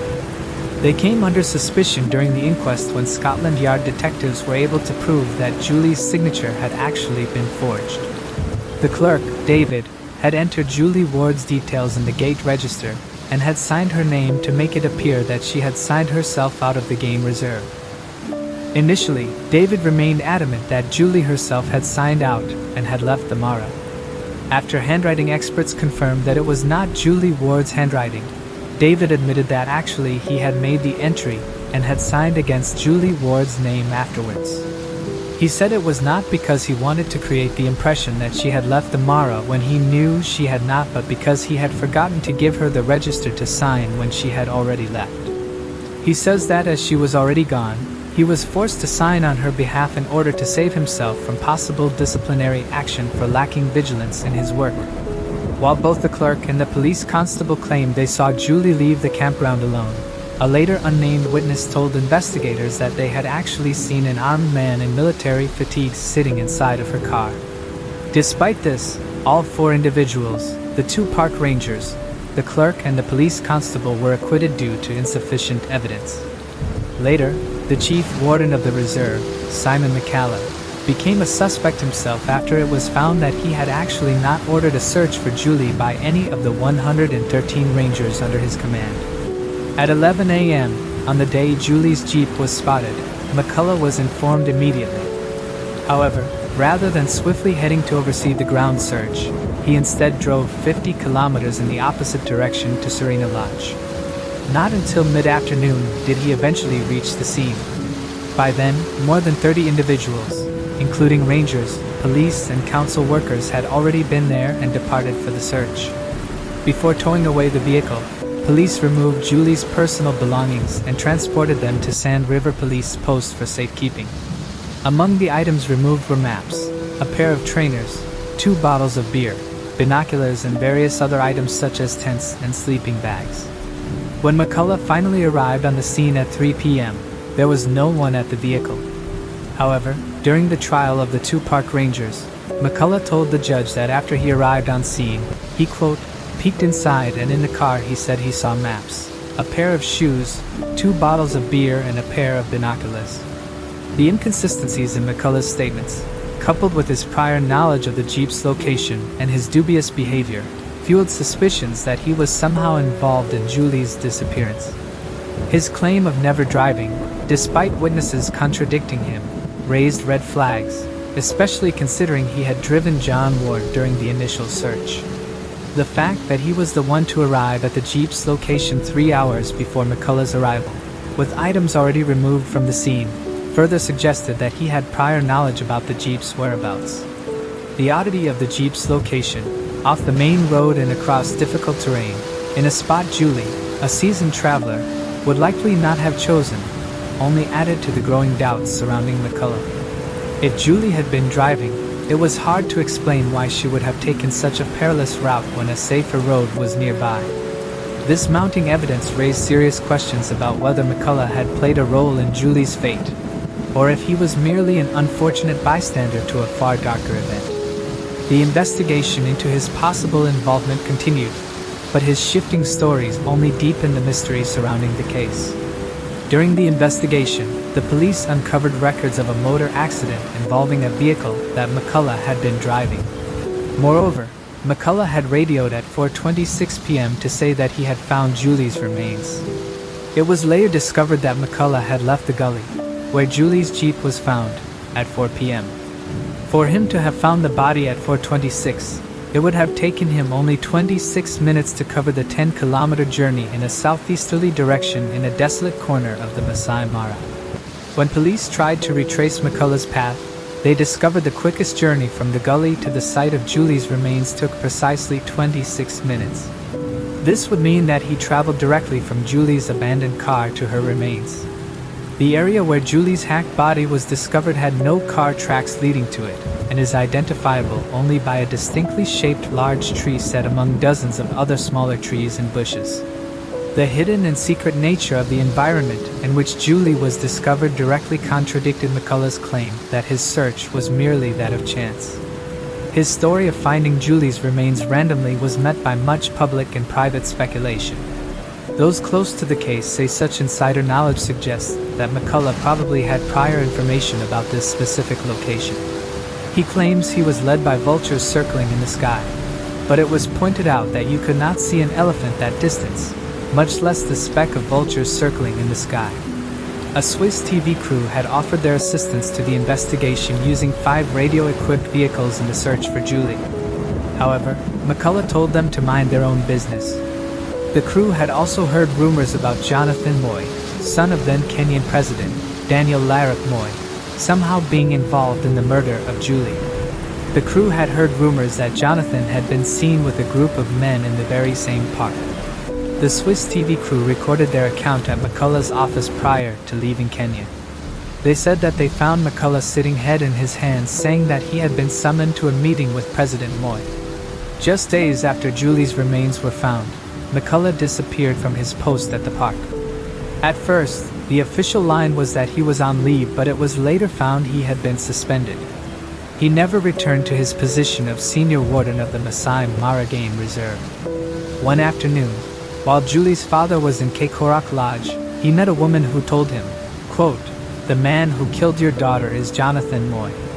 She said that she had heard allegations about Jonathan Moy everywhere in the park, particularly in the nearby village where Julie's remains were discovered. Later, a letter was sent from Kenya to the UK in which an unidentified writer recounted an incident from September of 1988, the exact same time that Julie went missing. The writer, employed at Kekorak Lodge, described standing near the lodge's gas station waiting for transportation home.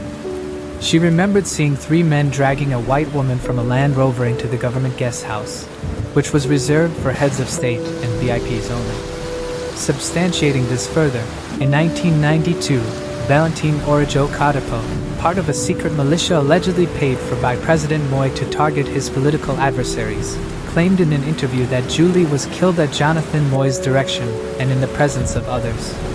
The Kenyan government has since repeated the existence of such training camps and has denied Gadapo's employment by them. In September of 1995, Gadapo spoke openly to the UK Daily Mail stating that he witnessed Julie's murder himself. He asserted that Jonathan Moi ordered for her to be killed after allegedly sexually assaulting her. Jonathan Moi denied any involvement in the case. He claimed he was on his family farm at Aldama Ravine, 250 kilometers away from Mara at the time of Julie's death. Due to his status and lack of evidence, nothing could link him to the crime and, therefore, no investigation was done. Valentin Kadapo fled Kenya in fear for his life after making such testimony, and lived in exile until his death. Some suggested that Julie may have witnessed illicit activities and was consequently killed for what she knew. Others speculated she may have worked for the British intelligence agency, and that she may have taken pictures of militia camps in the Mara. Such actions, they say, could easily get one murdered in the desert. In 1997, the Director of Criminal Investigations in Kenya appointed a new team of detectives in order to examine the evidence in Julie's case. McCullough was finally charged with Julie's murder. The DCI said that it was evident McCullough had not only deceived authorities about his awareness of the items in Julie's car but that he was also deceptive about his knowledge of the whereabouts of her remains and that he covered up her murder. Despite all this, he was acquitted due to lack of evidence. In 2012, John published a report in Nairobi Law Monthly claiming that Jonathan Moi killed Julie. He gave all of the information he had gathered over the years and published it for the world to see. In the report, he revealed that in 2009, former Superintendent Muchiri Wanjo, who had originally suggested that Julie's death was a suicide, contacted him to talk about what he now considered was Julie's murder. Wanjo claimed that after interviewing a number of civilians, rangers and police officers, he had suspected Jonathan Moi for Julie's murder. However, he said that when he went to his senior officer with this information, he was told to quote, "look somewhere else." He then says he was forced to change his story and avoid any mention that Julie was murdered. He also claimed that McCullough was not involved in Julie's murder directly but that he was told to get rid of her body. He finished his conversation saying that he wanted to meet John again and show him some papers on the various people interviewed. However, John never heard from him. He was later told that Wanjo had died. However, the circumstances surrounding his death was never released to the media. In the report, he also spoke of an informant who had previous ties with Jonathan Moi. This informant shared details and presented photographs of himself with Jonathan Moi. The informant alleged that on September 6, 1988, Jonathan, accompanied by his farm manager, his bodyguards and his driver encountered Julie along their route through the Masai Mara. He says that the conversation turned aggressive, resulting in Julie being sexually assaulted by Jonathan. The informant claimed that fearing Julie might report the assault, Jonathan instructed his bodyguards to kill her. The informant disclosed the names and locations of the bodyguards, the driver, and the farm manager. Additionally, he mentioned that the farm manager, Ibrahim Chub, was married to one of President Moi's daughters and was a close personal friend to Jonathan Moi. Ibrahim supposedly distanced himself from his friend Jonathan due to these events. Allegedly, during an argument between the two, Ibrahim was heard to shout at Jonathan in anger, quote, "One day I will blacken your name around the world for what you did to that girl in the Mara." In 1999, Ibrahim was killed in a car accident. When John Ward met Ibrahim's father, he claimed that Ibrahim was not actually the victim of a car accident, but that he had been murdered. He said that an autopsy report revealed marks on his wrists resembling rope imprints and significant bruises all over his body indicating severe blunt force trauma. The fellow grieving father said that the doctor suspected Ibrahim had likely been suspended by his wrists and beaten, fatally damaging his spleen. The father recounted details from a witness who say they saw a wooden log being placed across the road, which caused Ibrahim's car to swerve and crash. The witness says they observed Ibrahim retrieving a briefcase from the vehicle before being attacked by 3 hooded men. The witness said that initially she believed it was a robbery. Despite authorities labeling Ibrahim's death as an accident, his father believes his son was murdered due to the fact that he was about to reveal what he knew about Julie's death. He says that he was killed by Jonathan's associates in order to keep him quiet. Julie's father also reported that in 2004, a former Kenyan intelligence officer disclosed that he witnessed Julie's brutal murder in an anonymous interview with the Kenyan newspaper. He claimed that 3 men in the reserve assaulted and then murdered her. The officer detailed how Julie was coerced to drive her jeep miles from the Sand River camp, positioning it in a gully. He says that she was then forced to create an SOS mark in dust on the roof of her car, suggesting an accident, and subsequently for help. The officer admitted to being too frightened to intervene at the time, and said that he remained fearful of coming forward even years later. In 2018, Julie's father asked authorities to get the DNA of Jonathan Moy to confirm if he was responsible for his daughter's murder. However, nothing came of it. In 2019, Jonathan Moy died of pancreatic cancer. His father, the former president of Kenya, passed away 2 months later. With the death of both men, John Ward hoped that those who previously felt afraid to speak up would now summon the courage to come forward. So far there has been no updates on the case, and nobody has come forward to add additional details. Julie's father dedicated 35 years of relentless pursuit in seeking justice for his daughter's killer. John Ward's unwavering dedication to finding the truth about his daughter's disappearance is a testament to his immense love and determination. His self-financed efforts, including over 200 trips to Kenya, and his personal investment of over £2 million, demonstrated his relentless pursuit of justice for Julie. His meticulous investigation, from interviewing witnesses to preserving DNA evidence, illustrated his tireless commitment to uncovering the truth, even in the face of such a complex and unsettling mystery. John's passing in 2023, just after the loss of his wife, Jan, marked a heartbreaking chapter in a long saga. Yet, his sons, Bob and Tim, vowed to continue their father's mission, honoring both his dedication and Julie's memory. Their resolve to carry on John's work reflects the lasting impact of a father's love and the unyielding hope for answers, no matter how many years may pass. The search for justice and closure for Julie continues, fueled by the enduring legacy of John Ward's commitment. Thanks for watching.